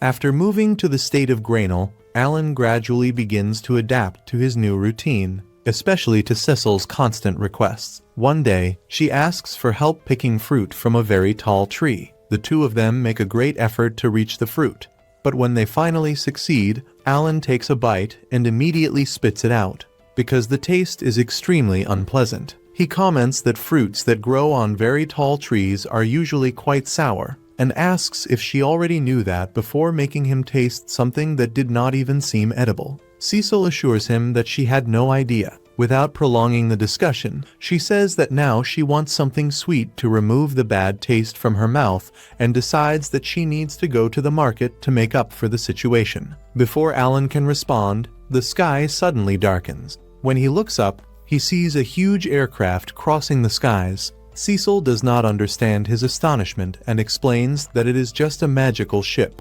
something relatively common there. Even so, for Alan, it is the first time he has seen something so impressive. He had already seen tools powered by magic stones, such as clocks and lamps, mentioned by Paloma, but nothing compared to that flying vessel. The following morning, Alan wakes up excited, commenting to himself that that place seems like a completely different world from the uncomfortable internet cafes where he used to sleep. The first thing he does is breathe in the aroma of a po, which helps him recover his magic points more quickly, reducing the recovery time from 6 to 5 hours. After that, he goes to breakfast and meets the head butler, Rickwell. Rickwell asks if he is getting along well with Cecil. Alan responds without much enthusiasm, remembering the difficulties she usually imposes. A certain compassion can be heard in Rickwell's voice when he comments that she would not demand so much if Alan were only a simple errand boy. Curious, Alan asks what exactly the difference is between an errand runner and an official servant, since no one had explained that clearly. Rickwell clarifies that among the servants of higher position are the butler, the keeper of the keys, the valet, the lady's companion, and the head chef. In lower positions are the coachman, the assistant cook, the gardener, the household employees, and the maids. All of these are considered part of the family. Errand boys, on the other hand, are merely temporary helpers who are not officially part of the household. Alan is surprised to learn that the servants are treated as members of the family. He finally understands why his father became so emotional when he was accepted there. Rickwell reminds him that the master of the house was very generous in integrating him, so he should value that opportunity. After breakfast, Alan helps serve the meal to the Grainel family. He notices that, despite the social differences, the nobility's food is not much more sophisticated than that of the employees.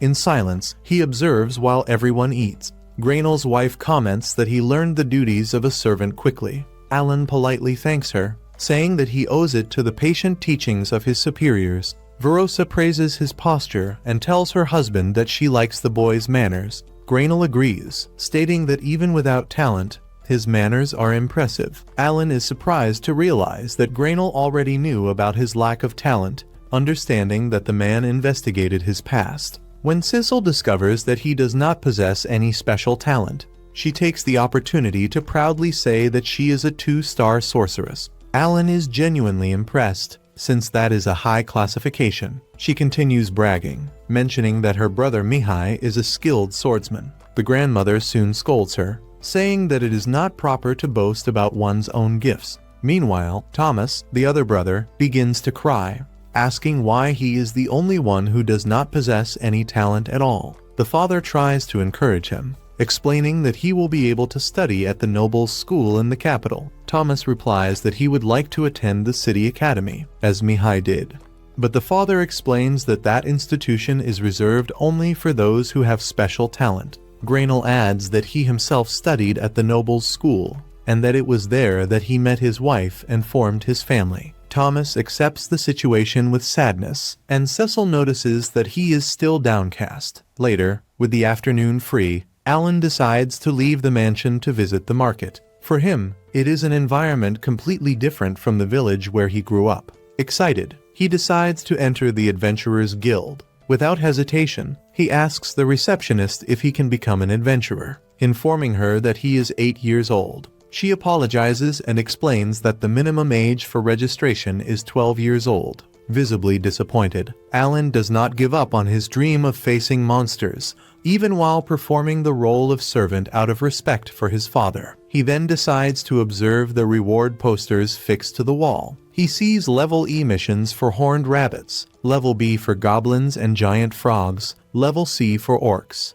and even special ants that reward 3 silver coins. At that moment, an adventurer named Raven approaches and says that that is no place for a child. Alan replies that he is already leaving, but takes the opportunity to ask why the posters do not indicate the exact locations where the monsters appear. Raven explains that these monsters can be found in several regions. He begins to grow impatient, asking since when he became Alan's teacher. Alan clarifies that he is only curious and wants to understand how the classifications work. Even reluctantly, Raven explains that the higher the monster's level, the farther from the city it usually appears. The most dangerous ones lie near the White Dragon Mountains. Alan stores that information in his memory. As he continues observing the board, he sees a level B reward for a myrtle, worth 200 gold coins. It is a monster known as Mash, something that immediately catches his attention. After hearing the monster's name, Alan decides to ask one more question. He wants to know why no one accepts the mission, since the reward is so high and the poster even indicates the location.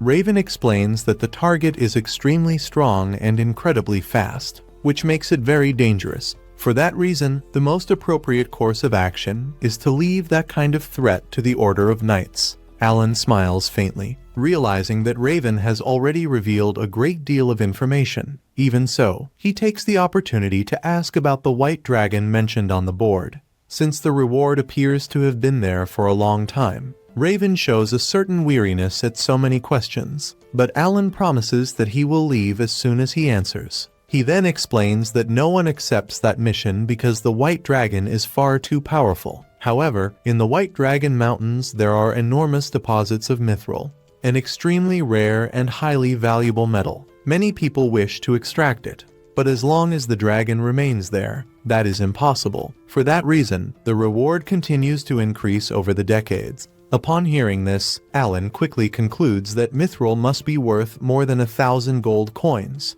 Before he can continue the conversation, Raven's group Rita and Milsey approaches.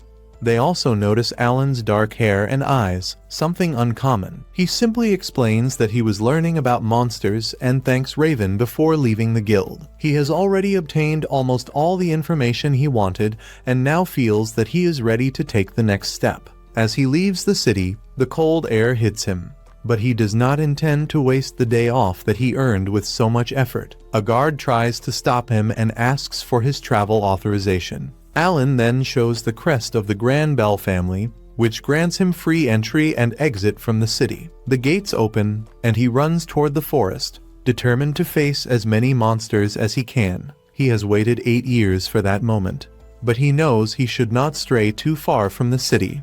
Since stronger monsters inhabit distant regions, he decides to hunt about 10 kilometers from the wall. Upon finding a suitable location, he begins by testing his summoned creatures. He orders Higgins to walk 1 meter to the right, and he obeys without difficulty. Since he has 150 intelligence, enough to understand simple commands. As he has not yet encountered any monsters, Alan concludes that the encounter rate is low. For that reason, he summons several Hawkins, believing it would be more efficient to let them search for targets. He orders them to use their keen vision ability to locate nearby monsters. Meanwhile, he summons Tama. Unlike Hawkins, Tama has only 28 intelligence, which makes understanding more complex orders difficult. Even so, Alan decides to test the dagger he received from Dagora, taking it out of his grimoire. Soon, Hawkins reports that he has found a monster nearby. Alan runs in the indicated direction,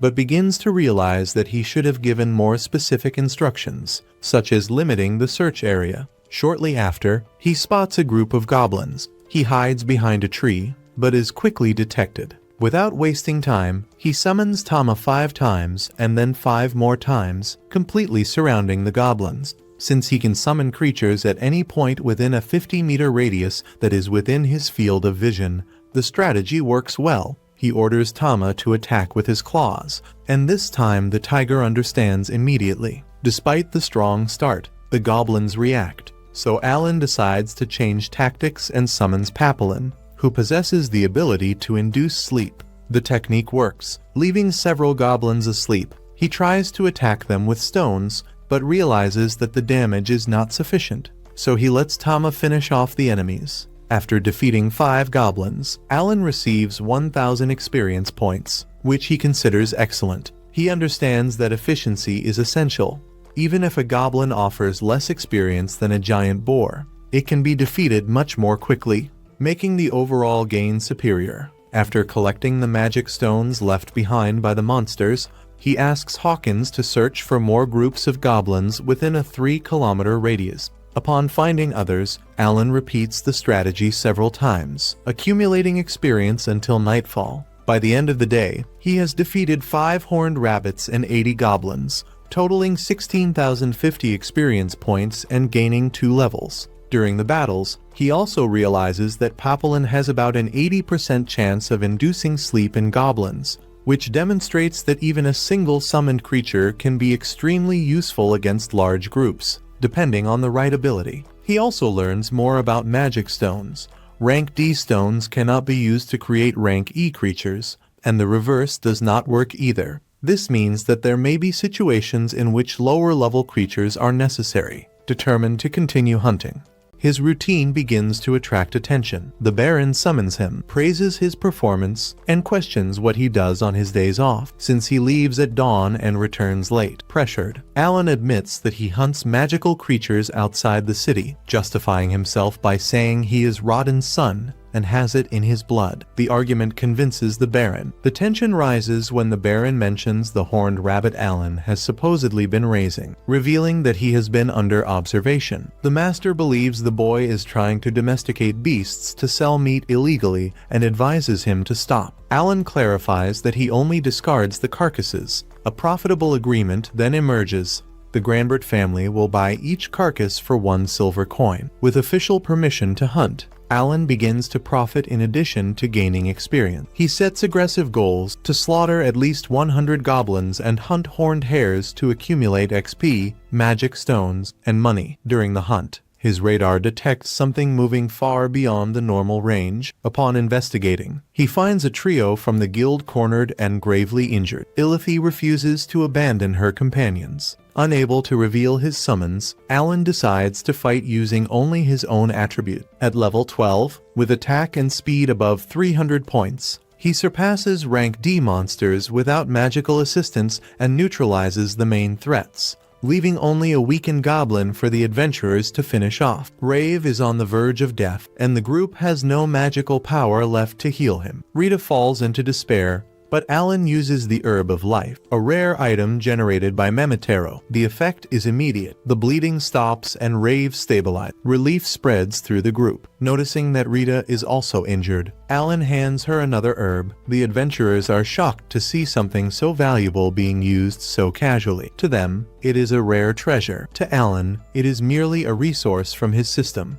which he downplays as something common. Rave, now recovered, tries to formally thank Alan for saving the group, but the boy cuts off any attempt at ceremony. He says he is late to meet his daily hunting quota and does not want fame. As a condition for the rescue, he demands absolute silence about his identity and ability. In exchange, he accepts 100 level E magic stones. For the adventurers, it is an absurdly low price for their lives. For Alan, it is the ideal resource to sustain his summon. Raven promises to deliver the batch within a week. Alan turns the incident into a strategic analysis. He compares the Myra's flower, which was used to slowly heal his father Rodden, with the Herb of Life generated by Mamatero, which healed Rave instantly. He concludes that the herb works with fixed and immediate restoration, making it far more efficient in emergencies. He also notes that he received 160 experience points for the goblin defeated jointly, about 80% of the total value. Realizing that shared combat does not drastically reduce the gain, by the end of the day, he accumulates valuable information about healing and experience. The scene cuts to the dining hall, where everyone is gathered around the table. The noble guest shows great fascination as he tastes the meat being served. With each bite, His expression reveals surprise and satisfaction. He comments, impressed, that this was the meat Alan and his family used to hunt. He states that he expected nothing less from Rodden's son and mentions having heard that they had reached the goal of eliminating 20 boars. Upon hearing this, Alan feels extremely happy and proud. The boy, curious, asks why they were not eating boar that year, since it was traditionally one of the main highlights of the meals. Alan then recalls that the decision was the result of an order from the king, who had requested that all slaughtered boars be sent to the royal capital. Upon hearing the explanation, the boy shows irritation, questioning the fact that the servants in the capital were consuming more meat than the nobles themselves. However, his father quickly corrects him, asking him to show respect and reminding him that social position does not determine anyone's worth, trying to shift the focus of the conversation. The boy asks Alan to hunt a white rabbit for him. Before any answer is given, the girl intervenes and tells him to speak with her before going around ordering Alan to do something. She makes it clear that he should not treat him as a subordinate. The atmosphere at the table becomes slightly tense, as everyone realizes that behind a simple dinner, issues of respect, authority, and coexistence are beginning to emerge. They discover that Alan may end up getting into trouble if the manager of Rinnan finds out about certain movements that have been happening behind the scenes. There are discreet comments, worried glances, and advice given in low tones. He listens to all the warnings with apparent attention, but in the end, he simply decides to ignore them. Instead of stepping back or acting cautiously, he casually announces that he is going to hunt a white deer, a rank C monster, at the same level as the python they had faced previously. For him, it is not recklessness, but a test of skill, a way to measure his own growth. The scene cuts to the forest. Alan advances calmly,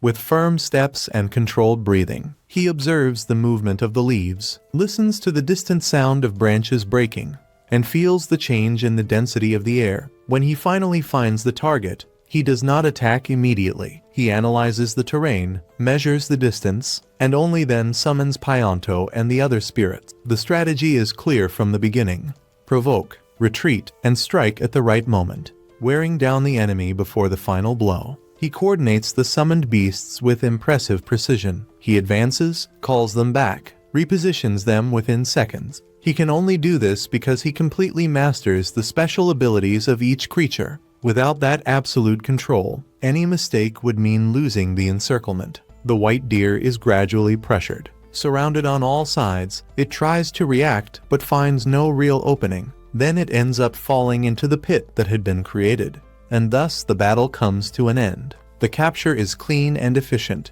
with no waste of energy. The scene shifts to the castle. An uproar begins when a massive demonic beast appears carrying the slain deer. Guards panic. Some even shout that a demon is invading the gates. Weapons are raised. Orders are shouted. The tension only decreases when they explain that everything happened under the orders of young Master Thomas. The white deer had been captured specifically for the New Year's banquet. The family is impressed by the feat. Comments of surprise and approval spread throughout the hall. Alan, on the other hand, keeps a neutral expression. He received 2,500 experience points for the hunt, but considers it little for the effort and preparation involved. Internally, he decides that he does not intend to repeat something like that frequently if the return continues at that level. Sebas then raises another important issue. How did someone so young manage to purchase and control a rank C magical beast? They say Alan has no special talent, but the facts begin to contradict that narrative with each new result.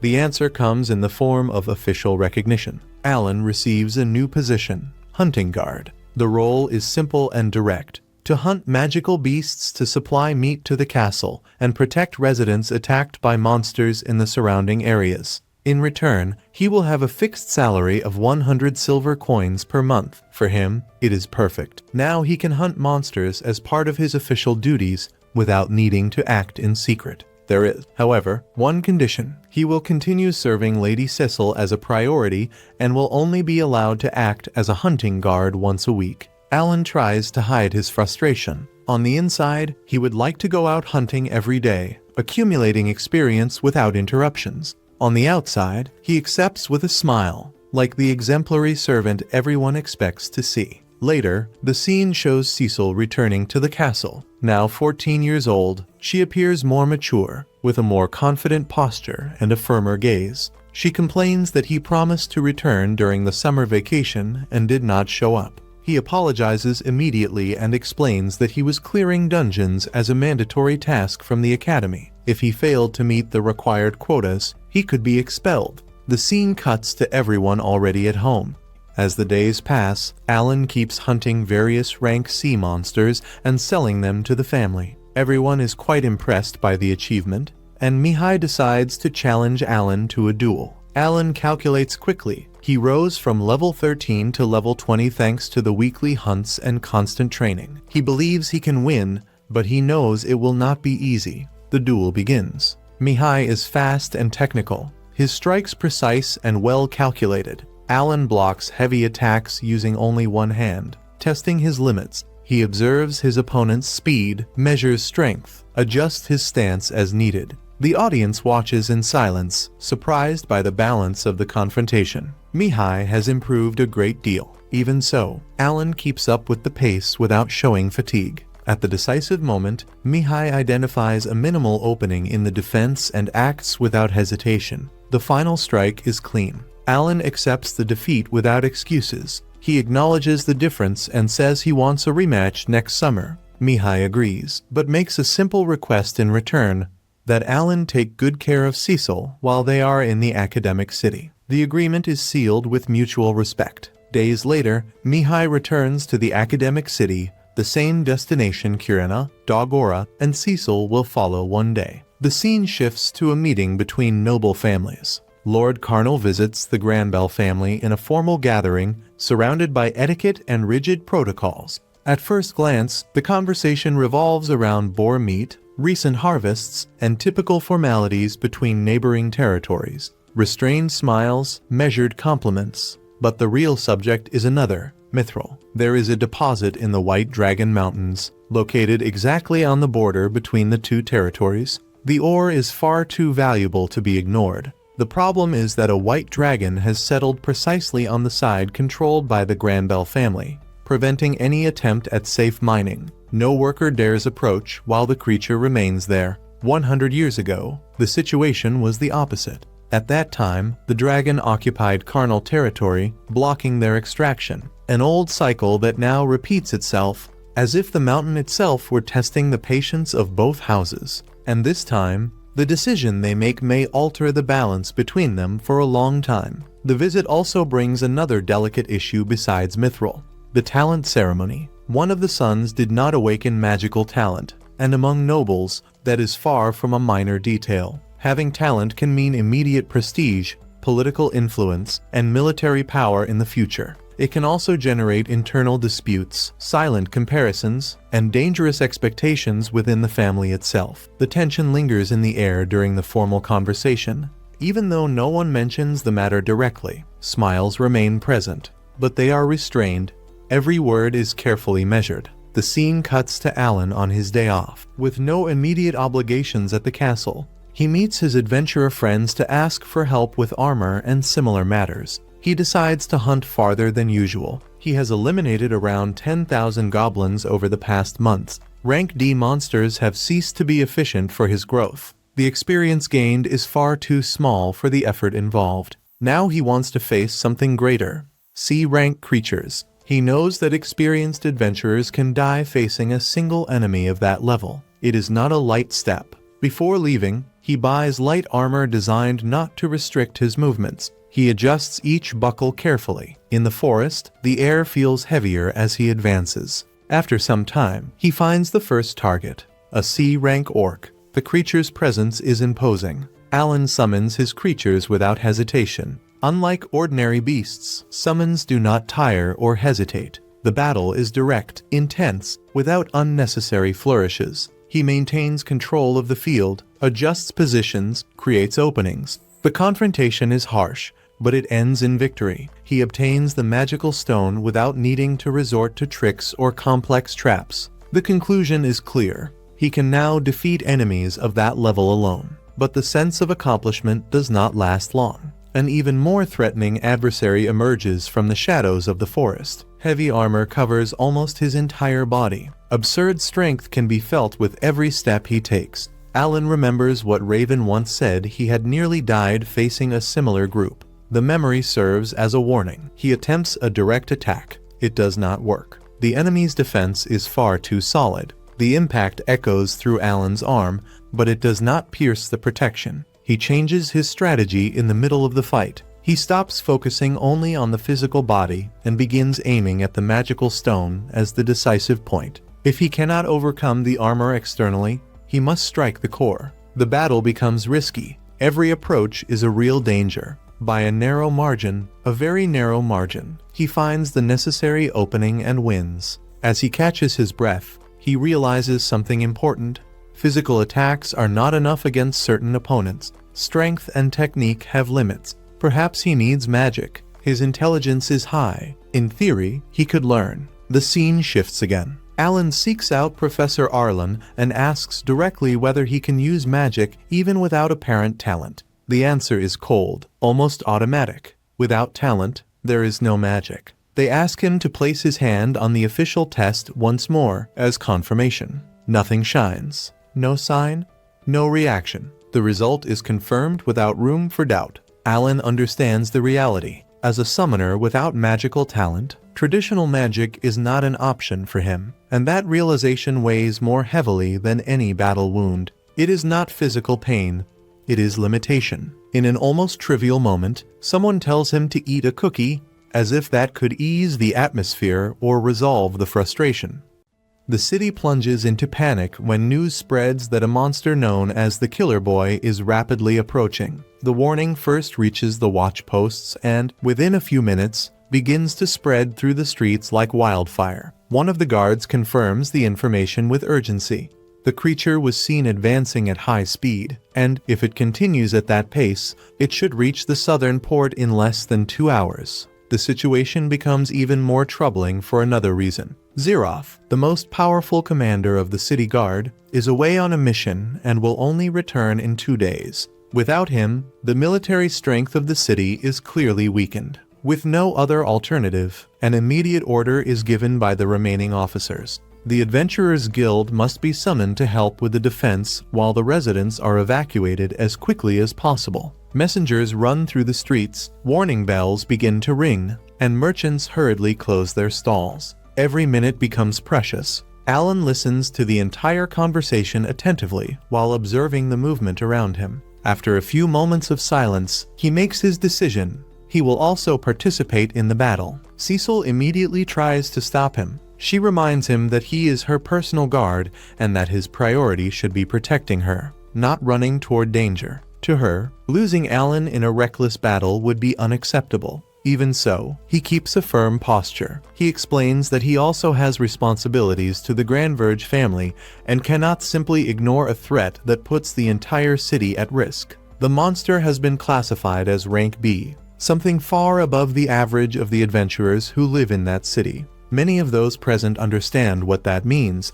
Facing a creature of that level can easily result in deaths. Even so, Alan advances determined to confront it. The battle begins in a chaotic manner. The creature invades the area near the port with violence, destroying structures and attacking everything it finds in its path. Its movements are far too fast for ordinary guards to react properly. Desperation grows when they realize that there are still civilians trapped in the monster's path. Some people did not manage to evacuate in time and are now running through the streets trying to escape. While the adventurers try to divert it away from the city and protect the survivors, Alan takes the front line. He provokes the creature, draws its attention, and forces the monster to focus its attacks on him. The fight drags on for a long time. The enemy is fast and possesses impressive endurance. Every strike Alan lands seems to slow the creature for only a few seconds.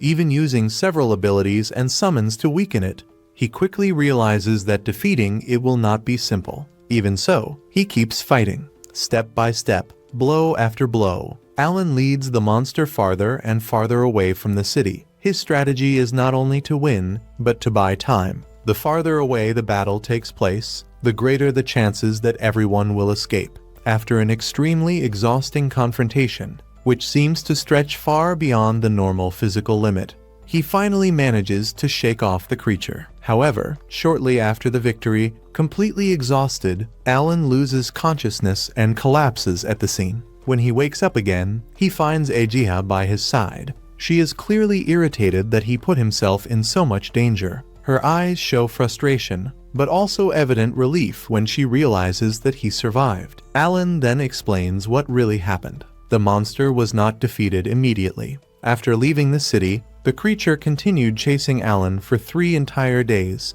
During all that time, he fought, retreated, and provoked the enemy repeatedly, always maintaining enough distance to prevent the monster from returning to the urban area. Only after that long confrontation did he finally manage to defeat it once and for all. Later, once he has recovered enough to present himself before the authorities, Alan delivers a complete report to those responsible for the city's defense. He describes the course of the battle, the decisions he made, and the risks involved. Even though he did not eliminate the creature immediately, his effort was essential to saving many lives, since he prevented the monster from returning to the city and continuing the massacre. As recognition for his feat, Alan receives a generous reward, several payment letters, and official recognition from the city. With the money in hand, he already begins to consider the possibility of buying a sword made of mithril. The scene then cuts to focus on the training of summoners and the functioning of summons. They explain that the information of the creatures can be updated as they evolve,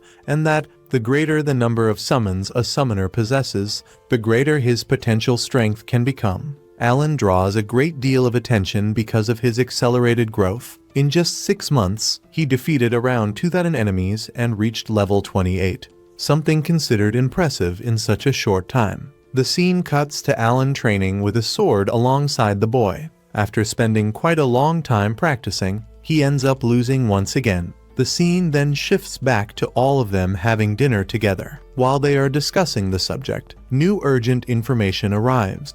A powerful trap apparently moved from its previous location. An adventurer claims to have seen this creature near Lake Carnal. If that information is true, capturing that trap could offer an enormous strategic advantage. In addition, it might be the ideal opportunity to create a new rank B trap and strengthen the forces of the region even further. Zirafu then receives a new mission: investigate the supposed trap that appeared near Lake Carnal. Before anything else, he must confirm the exact location of the creature. After that, he will have to search through 4 different regions to discover what is truly happening in that area. The situation is far too dangerous. Besides the possible trap in Lake Carnal, there is also an orc village in the region and another rank B monster nearby. The investigation alone could take more than a month. Unable to participate, Alan accepts the decision. But deep down, he is not satisfied at all. If that trap begins defeating other monsters in the region,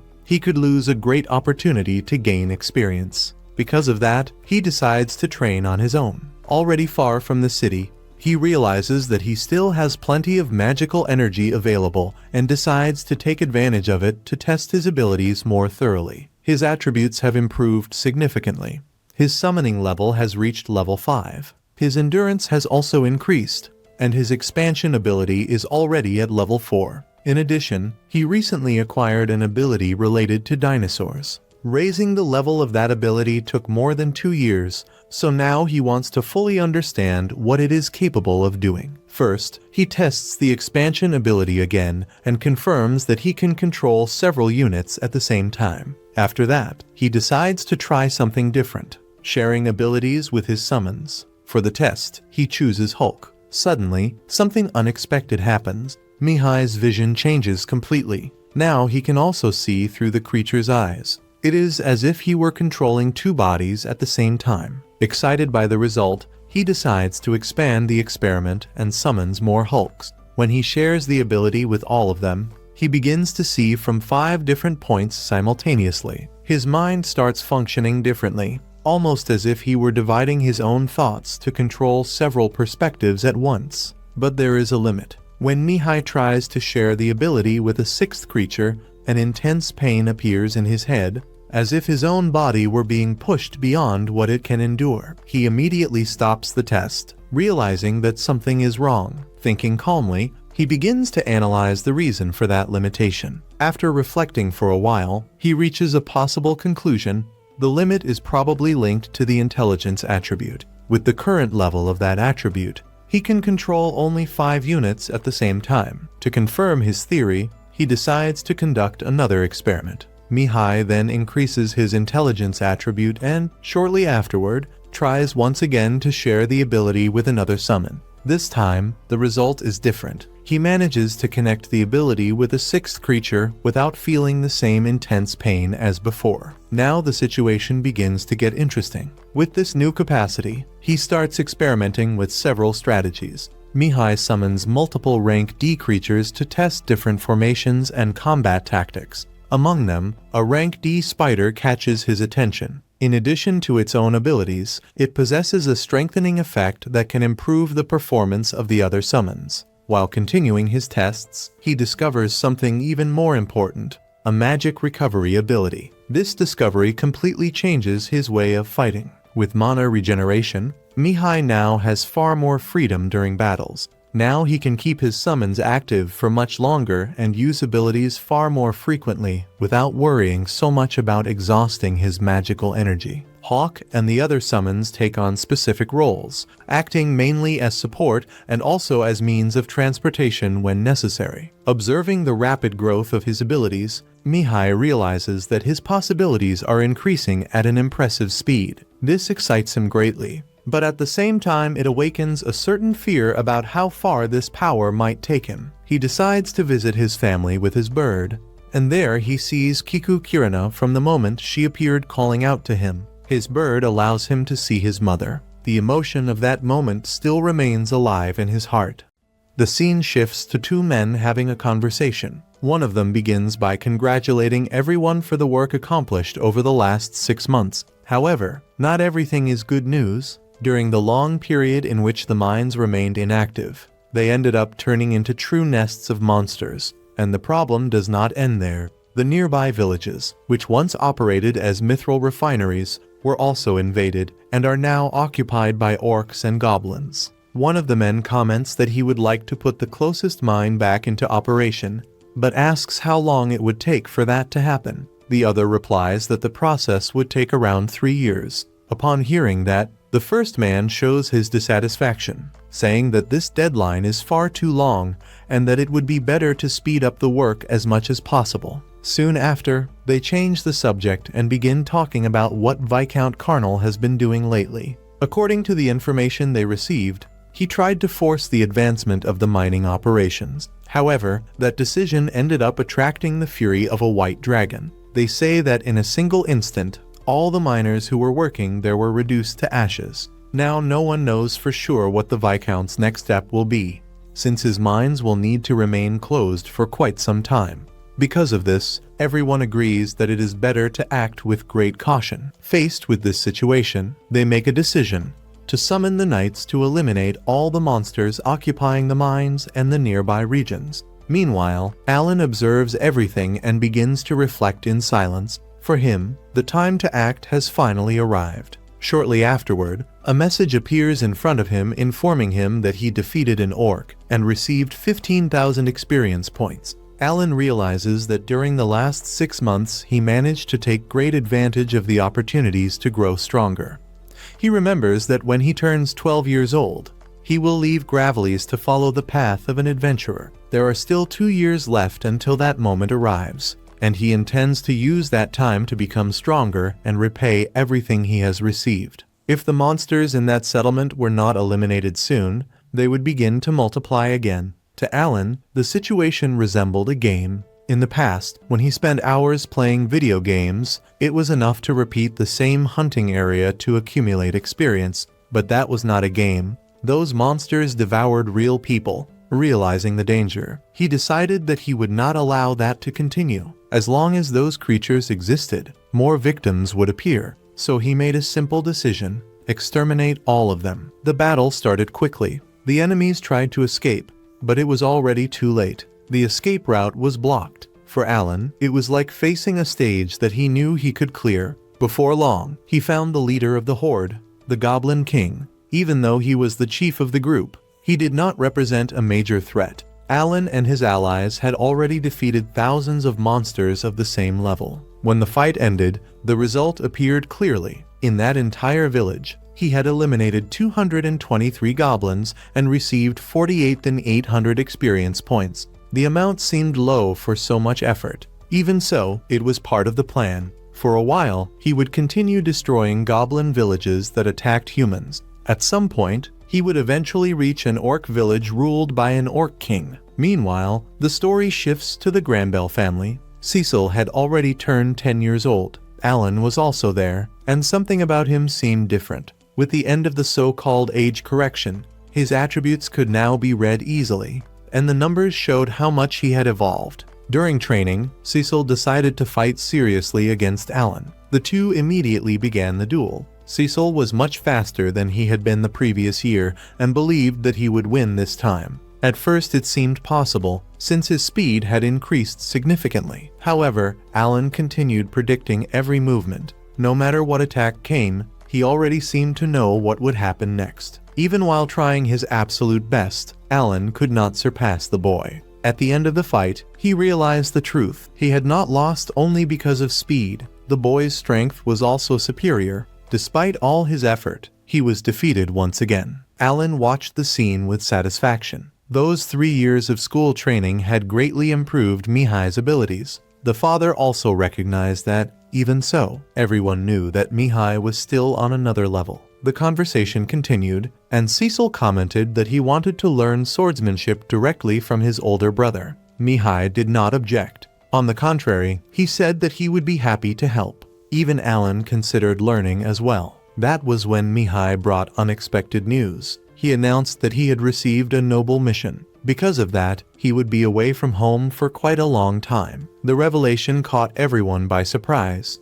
When they asked about the details of the mission, he explained that he could not reveal anything. The only thing he said was even more shocking. He would depart the very next day. Cecil was devastated. She had hoped to live beside her brother again. Mihai tried to calm her, promising that he would return after 3 years. Even so, for Cecil that time felt far too long. Despite the sadness, the family knew that noble duties could not be refused. The name Granbell carried responsibilities. In the end, Cecil accepted the situation and promised that she would wait for her brother's return. Before leaving, Mihai received one last instruction from his father. He asked Mihai to take care of Cecil and Alan and to protect them. Mihai replied that he would do whatever was necessary. Now he would depart to fulfill his obligations as a member of the Granbell family. Months later, Alan continued his hunt against monsters. In 6 months, he had destroyed all the goblin villages in the region and reached level 35.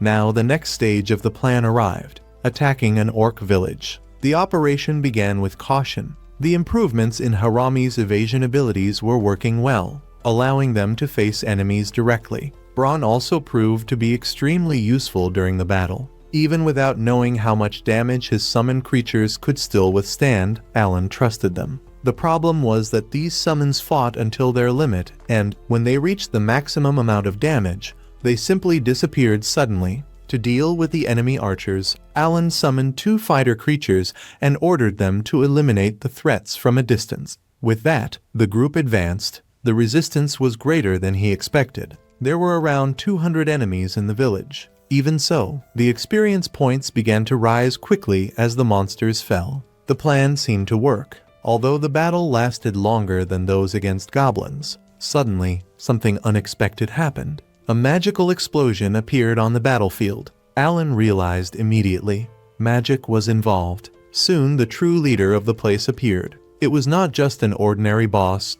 It was an orc king, and together with him there were magic users. That was the first time Alan witnessed real magic in that world, something that he himself could not even use. Instead of frightening him, it awakened his excitement. The gamer spirit inside him began to boil. Even so, the situation worsened quickly. There were enemies attacking points where his summons were not present. The orcs showed tactical intelligence. Some attacks came from positions where his iron balls could not reach. The battle turned into a war of attrition. there were still about 100 enemies remaining. To continue fighting, Alan decided to abandon part of his defense and use all available resources. He had many level D magic stones and could summon thousands of bears if necessary. Alan used his summons and magical fruits to keep the magic active while facing a large group of orcs. However, the situation changed when the Orc King appeared. Much stronger, he destroyed several summons with ease, proving himself to be a rank B enemy. Alan tried to respond by creating and strengthening new creatures, but the summoning speed was not enough and the range of the attacks made it difficult to hit the boss. During the fight, Braun was injured, and Alan realized that he would not have enough power to maintain the spells and defeat the enemy at the same time. When the situation seemed lost, the commander of the Knights Xenof, known as the Demon of Battle, arrived on the battlefield and entered the confrontation against the Orc King. His strength was impressive, defeating powerful enemies with extreme ease. During the battle, Alan noticed that the knights were focusing on the magical orcs, the ones responsible for magic and for the long-distance attacks. After the fight, Xenof spoke with Alan and revealed that he suspected his secret hunts, since several magical beasts had been found without their magic stones. Even so, he did not accuse him and showed respect for his talent, asking only that Alan share information about the progress in the elimination of monsters. Later, Alan reviewed his combat strategy. His plan was to use 40 summon bears to pressure the orcs from all sides, eliminate the magical orcs first, and win through numerical advantage, as long as he himself was not struck directly. Alan realized that attacking orc villages was worth far more experience than fighting goblins around 335,000 points, more than 7 times the value. Even if he failed, he saw the situation like a player, learn from each attempt to improve the next one. Meanwhile, at the Granbell family mansion, a messenger from the royal family arrives bringing Mihai's diary and devastating news. Mihai fulfilled his duty as a noble, but died during the mission. The news shocks the family. The father suspects that, because they are low-ranking nobles, Mihai may have been sent on an extremely dangerous mission. But the messenger reacts coldly and leaves. Cecil remembers her brother's last words. When he asked them to take care of Alan, she begins to believe that Mihai already knew he might die. Furious, she confronts her father, but receives a harsh response. Nobles exist to fulfill duties, even if that means dying. Unable to accept that reality, Cecil isolates herself and eventually disappears from the mansion. While the servants begin desperate searches, she reflects alone about her brother's death and about the cruel fate of nobles. Despite the pain, she reaches a conclusion. She wants to protect the people she loves, even if that means facing suffering or risking her own life to change that fate. After running away from home, the exhaustion begins to weigh on her body much faster than she had imagined. Each step becomes more difficult, and the feeling of fatigue grows with every passing moment. It is at that moment that a voice appears, echoing in a strange way, telling her to return home. The sound feels close and distant at the same time, as if it were coming from inside her own mind. She becomes desperate, not knowing how to react, and everything around her begins to look distorted, as if reality were falling apart before her eyes, as if none of it were truly real. During the conversation, Alan mentions Mihai's strength, bringing back memories that still weigh heavily on him. He admits, without hesitation, that he was never able to defeat him, no matter how much he tried. But this time, there is something different in his words. For the first time, he is completely honest with himself, recognizing his own limits without trying to hide or justify them. With no other option, the two decide to return to the mansion.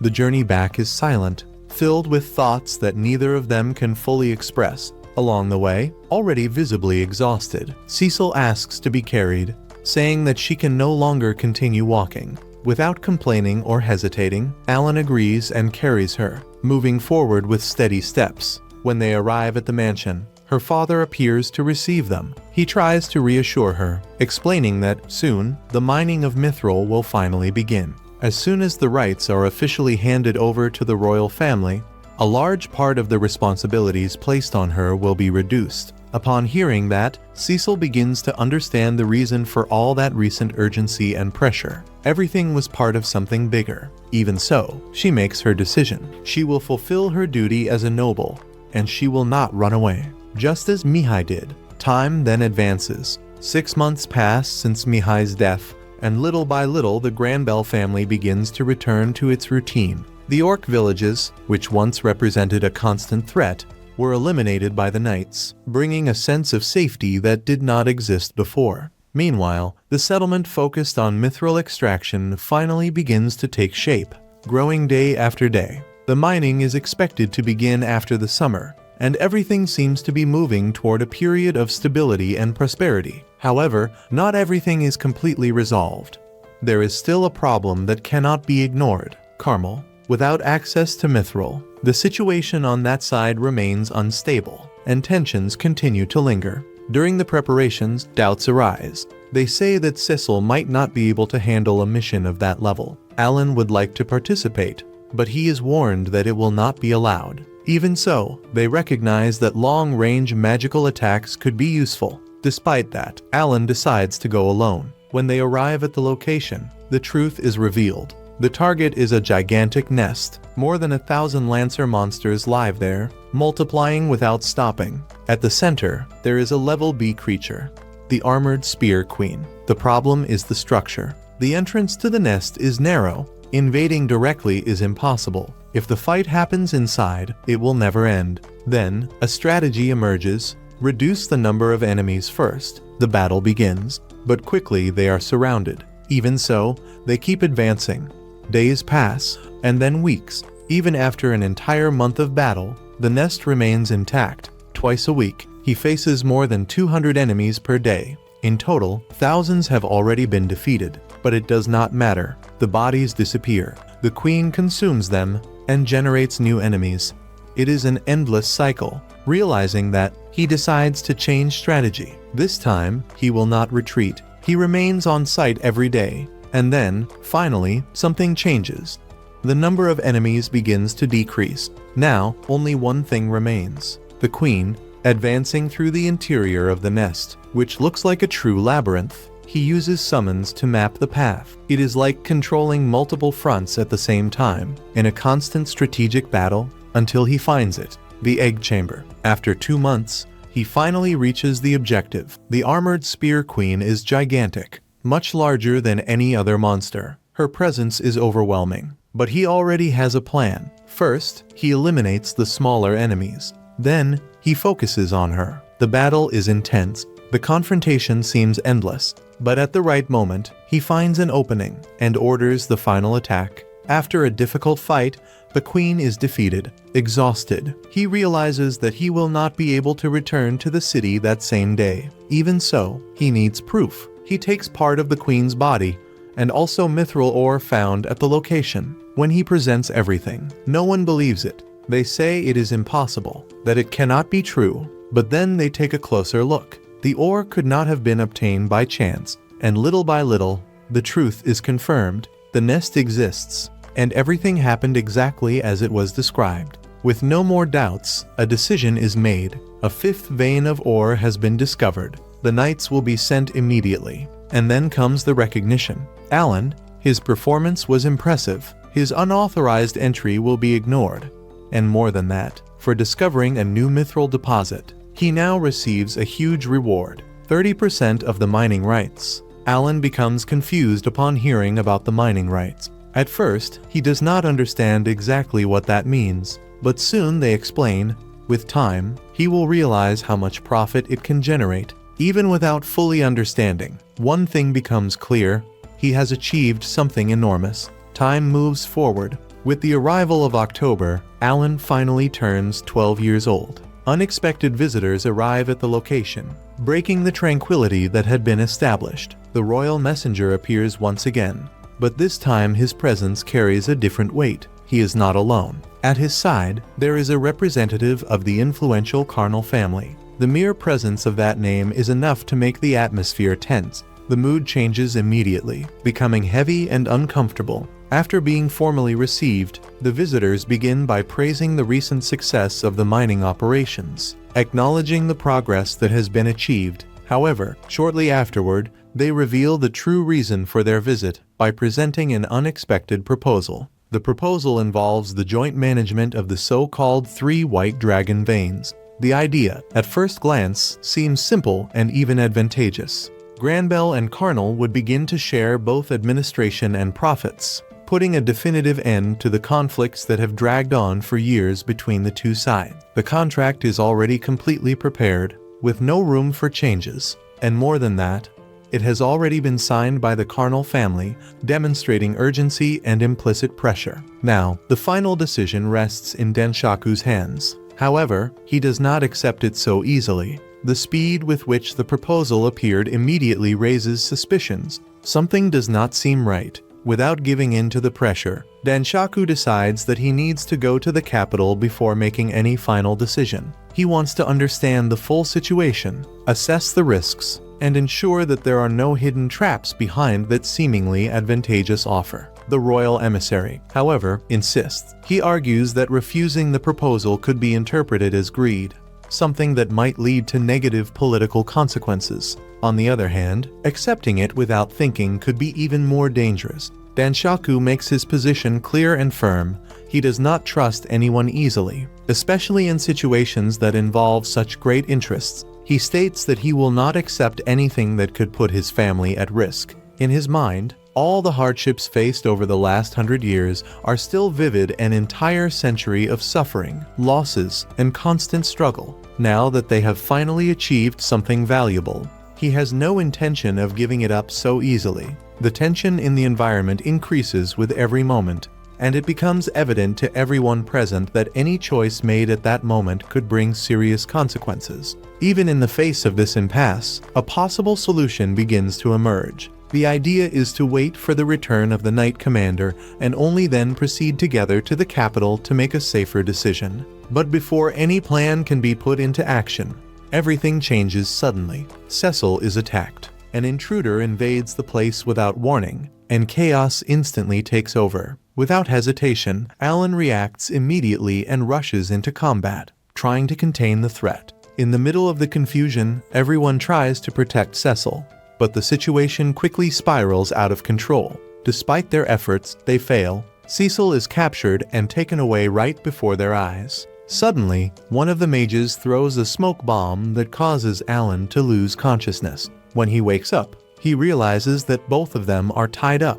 Even in that condition, he knows that a summoner can still fight, as long as he can see enough to act. Without wasting time, he summons Chappie and begins to move strategically.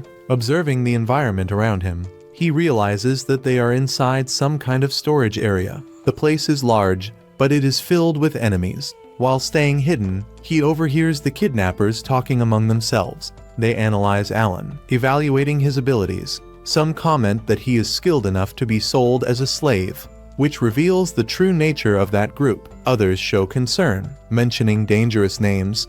Among them, Zinov, the Knight Commander, appears someone known for having faced entire armies alone. At that moment, Alan understands something crucial. He cannot rely on external help. If he wants to survive and save Cecil, he will have to act on his own. As he tries to move more freely, he realizes an even bigger problem. His mithril sword is no longer with him. He probably lost it during the attack. Now, he is even more vulnerable.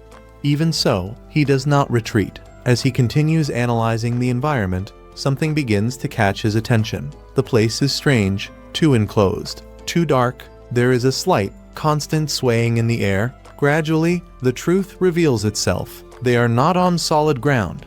They are inside a ship, but not an ordinary ship. It is a magical airship, floating above the clouds. The altitude makes any attempt to escape practically impossible. Even so, Alan remains calm and begins to think clearly. The place is large, divided into several areas including even a restaurant, which indicates that the structure is well organized. Moving silently, he ends up overhearing a decisive conversation. And then, the truth comes to light. Everything was planned from the very beginning. Cecil was not captured by chance. She is just a piece in a much bigger game, a hostage used as a tool of pressure. The objective is to force her family to accept the proposed contract. The threat is clear and cruel.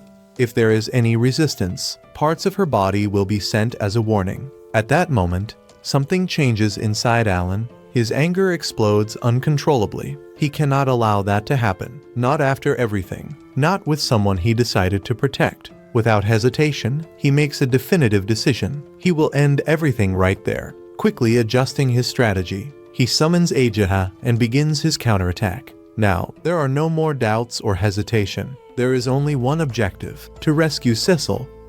The attack began in a sudden and completely unexpected way, without any prior warning that would allow preparation. In the middle of the chaos that was forming, someone took the initiative and moved forward, shouting for everyone to fall back while opening a path through the enemy. Taking advantage of that moment of disorder, the boy appeared directly in front of the girl who was trapped, showing up almost as if he had teleported, and without any hesitation cut the ropes that were keeping her immobilized. When he least expected it, he ended up receiving a blow and being thrown far away. Soon, he used the plant so that he could heal himself. Alan summoned the spider to trap the man and ran off, leaving shields so that he would not follow. Without wasting time on explanations, he grabbed the girl and pulled her with him, acting in a quick and decisive way. And realizing that they would not have an advantage in direct combat, the boy made an extreme decision. He chose to escape through the most unlikely path possible, an extremely high platform. Without thinking twice, he jumped from there carrying the girl,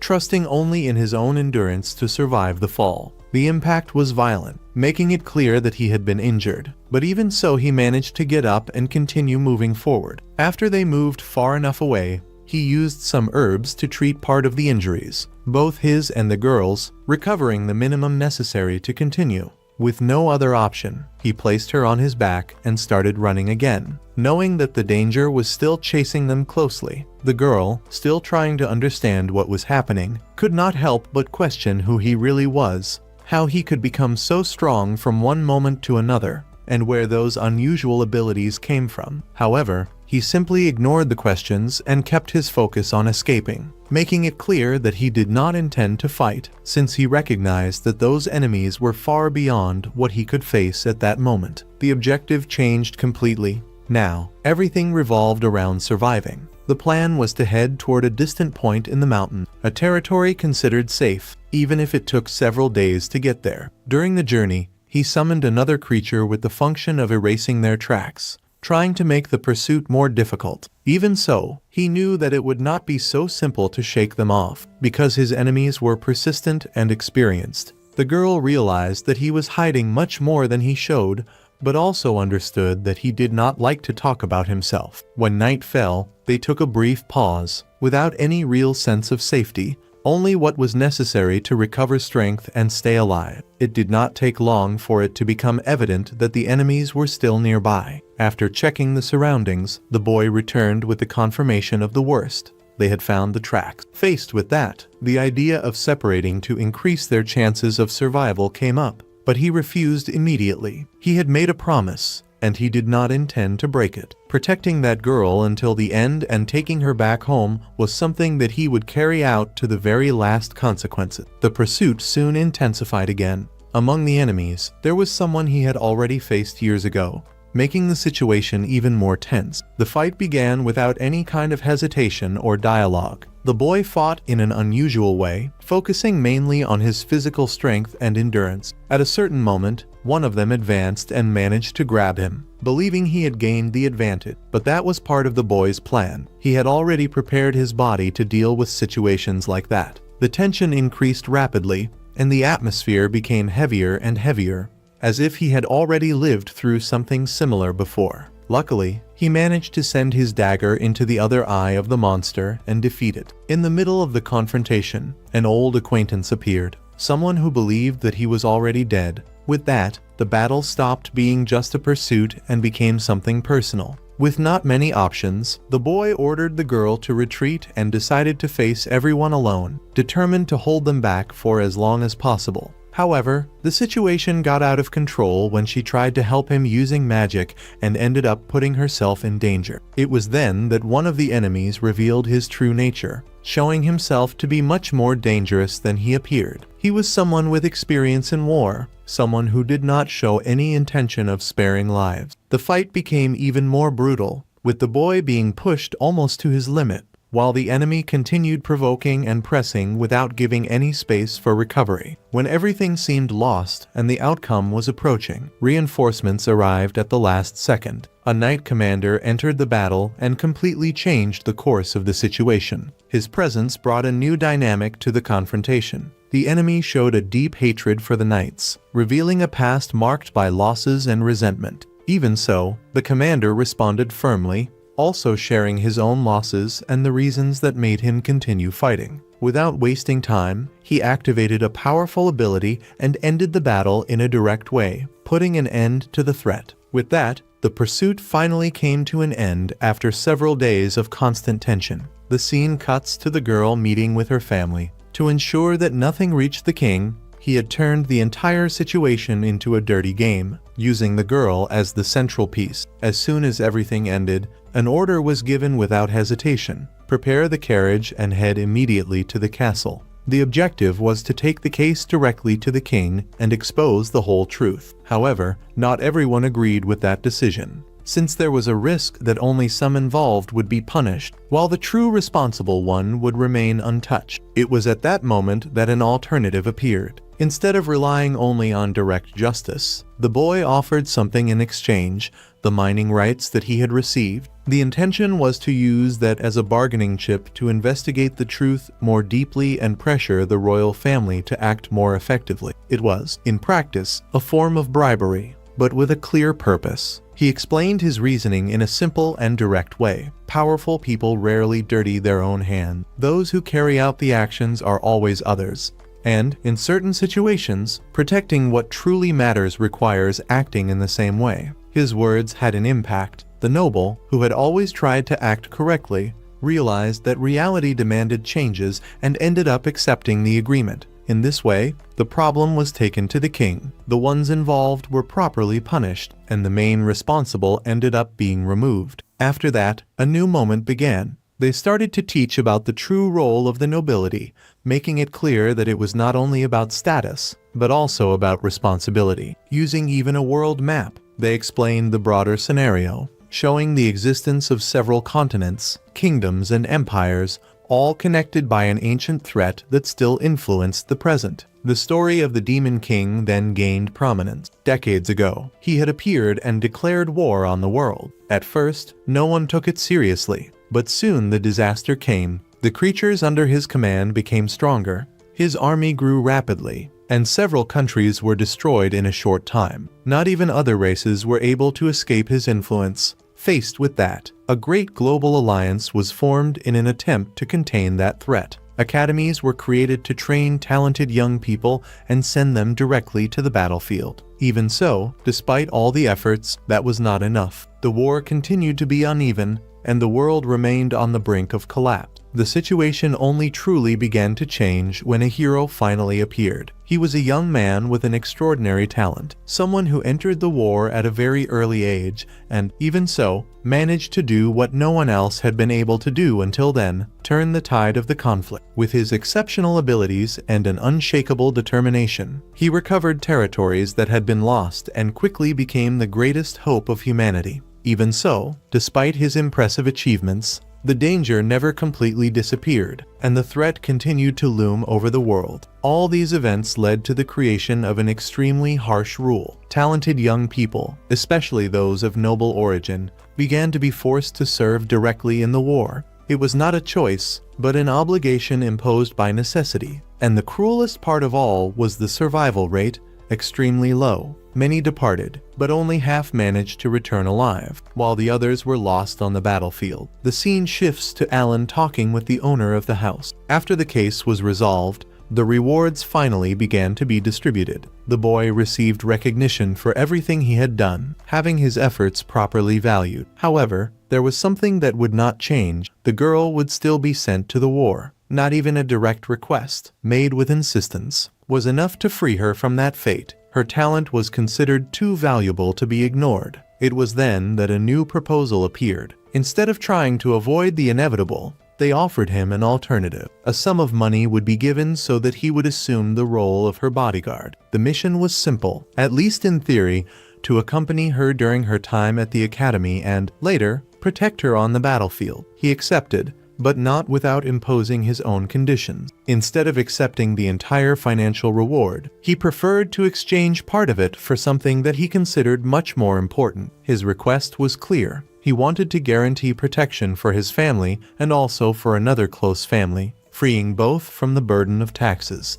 After a brief consideration, the request was accepted, and the agreement was sealed. From that moment on, he left behind his old position and fully assumed his new role. In response, the noble family took an unexpected step. They began to officially recognize him as someone close, guaranteeing full support to him in the future, something that completely changed his position within that world. This sequence of events made him reflect deeply. Everything he had lived through until then began to make sense. The reason for having been brought to that world, the choices he made along the way, the difficulties he faced, none of that had been by chance. He understood that he needed all of that, the power he had acquired, the training he went through, and even the challenges he faced to become who he was at that moment. His objective was never just to survive. With the world still under constant threat and a war that was far from reaching its end, he made a definitive decision. Without any hesitation, he accepted the mission, and by her side, he would continue until the end, carrying with him a single clear objective: to defeat the Demon King. First of all, the family realizes that the letter Nini had sent never arrived that day. Not long afterward, Alan finally returns home after a long absence. 4 years have passed since then, and everyone is amazed by how much Alan has changed during that time. Mash and Myra have also grown considerably since they last met him. Since Myra was only a baby back then, she barely remembers him. Alan, on the other hand, clearly remembers the times they spent playing with Chappie's toys together. Soon after, the family thanks Alan for the letters and the money he had been sending every month, although they express concern about his financial situation. Alan then explains that he spent all that time living at the Granbell family's residence and reveals that he will begin studying at the academy in April. Because of that, he will no longer be able to send money every month. Even so, he hands over 100 silver coins to help cover the family's expenses. Everyone is completely stunned to see such a large amount of money.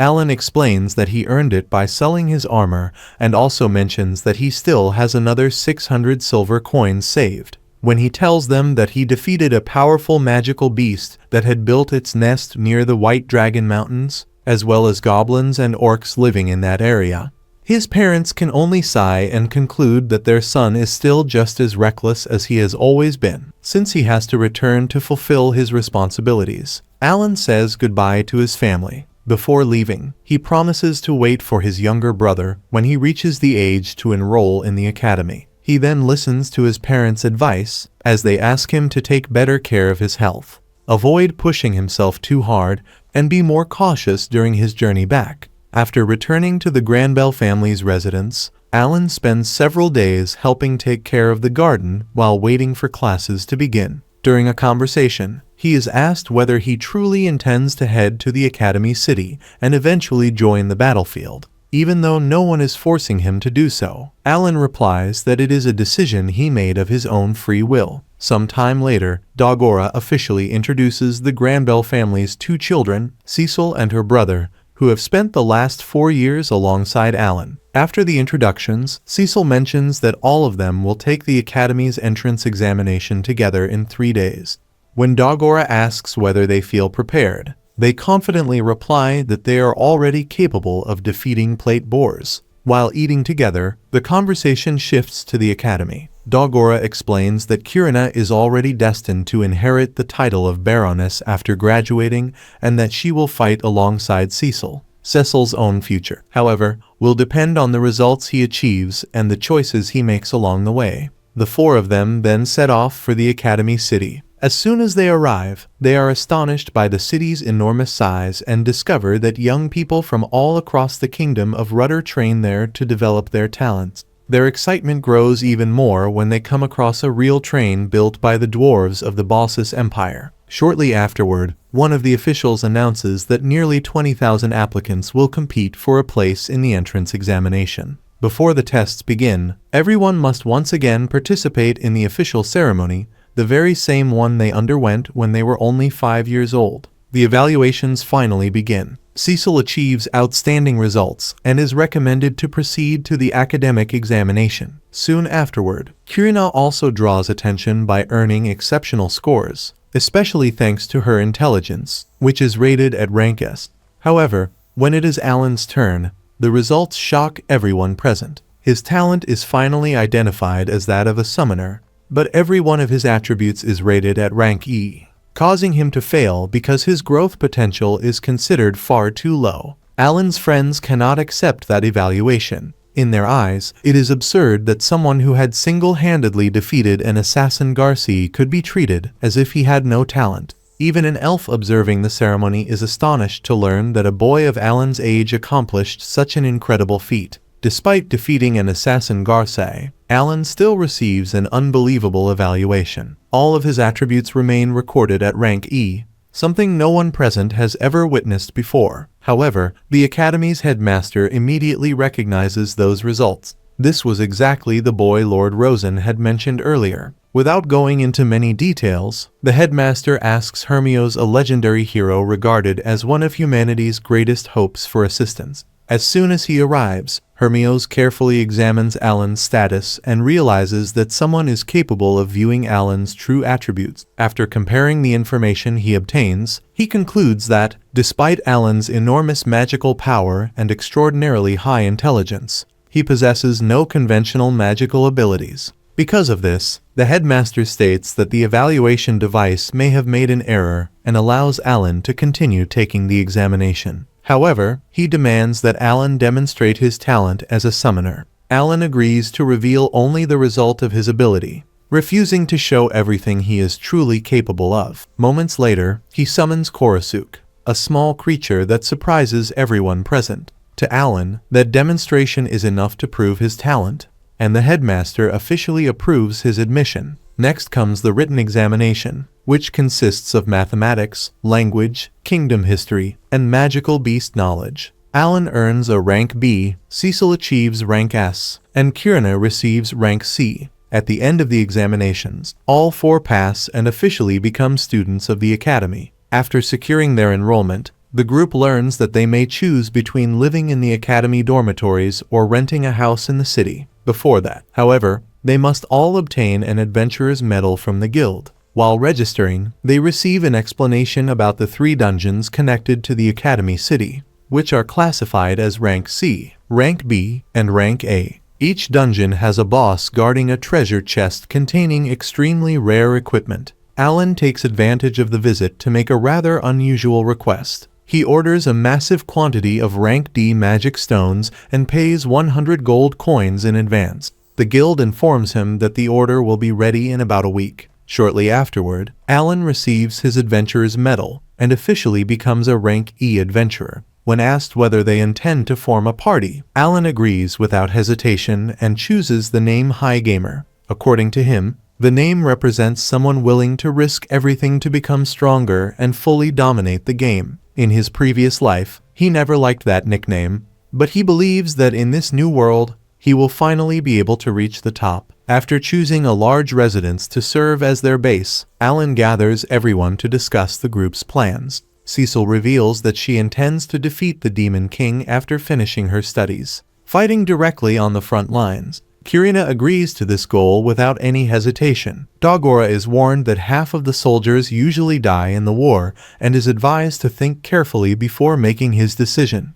Even after hearing the warning, he chooses to follow the same path. While they continue talking, Alan surprises his companions by revealing another of his abilities, a flying book. The demonstration leaves everyone impressed. From that moment on, their bonds grow even stronger, and the group begins discussing how they can gain enough strength to face the Demon King. Next, Alan presents his strategy. Their first objective will be to conquer dungeons, overcome challenges, and obtain increasingly better equipment. In addition, he intends to recruit another member to handle healing potions. He then reveals an important secret. His growth speed is 100 times slower than that of normal people. Because of this limitation, he will need to gather a massive amount of magic stones and also find a magic recovery ring hidden in some dungeon. After understanding the reason behind his enormous request for magic stones, Everyone agrees to help him. On the first day of classes, Professor Karlova introduces herself as the instructor responsible for the class over the next 3 years. She explains that she also serves as the manager of the capital's Adventurer Guild branch and possesses the skill known as Sword King, having been sent to the academy in the name of the Sword Saint. Before finishing her introduction, Karlova announces that there will be examinations in July and February. Any student who scores less than 40 points will fail, so everyone must take their studies seriously. The academy's daily routine is also explained. Classes take place 4 days a week, and in the afternoon students are divided according to their talents. Since there is no specific class for summoners,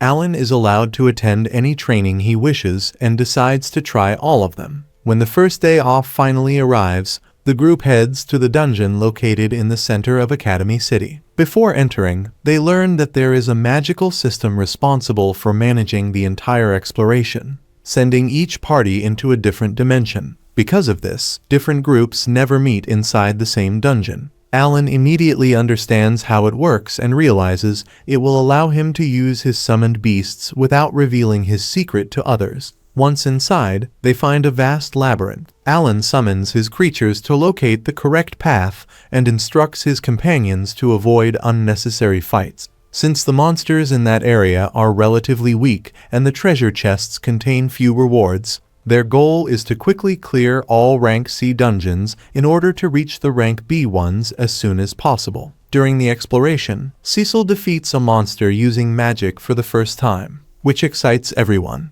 While her companions celebrate the achievement, Alan quietly observes each member's growth. At the same time, he laments that the monsters disappear immediately after being defeated, leaving only magic stones behind, as he would prefer to make use of all available resources. After overcoming one of the dungeon trials, the group discovers the system responsible for controlling the floors. They learn that it is possible to register their progress and return exactly to the same point on a future visit. This discovery completely changes Alan's plans, as he sees a much more efficient way to grow stronger. From that moment on, everyone begins using each day off to explore the dungeon. Since progress is saved, Alan develops a strategy to keep collecting magic stones consistently, making efficient use of his summoned beasts. In a short time, the group carries out multiple expeditions in succession and begins gathering hundreds of magic stones daily. After countless incursions, they finally reach the last floor of the rank C dungeon. At the center of the room lies the boss, still asleep.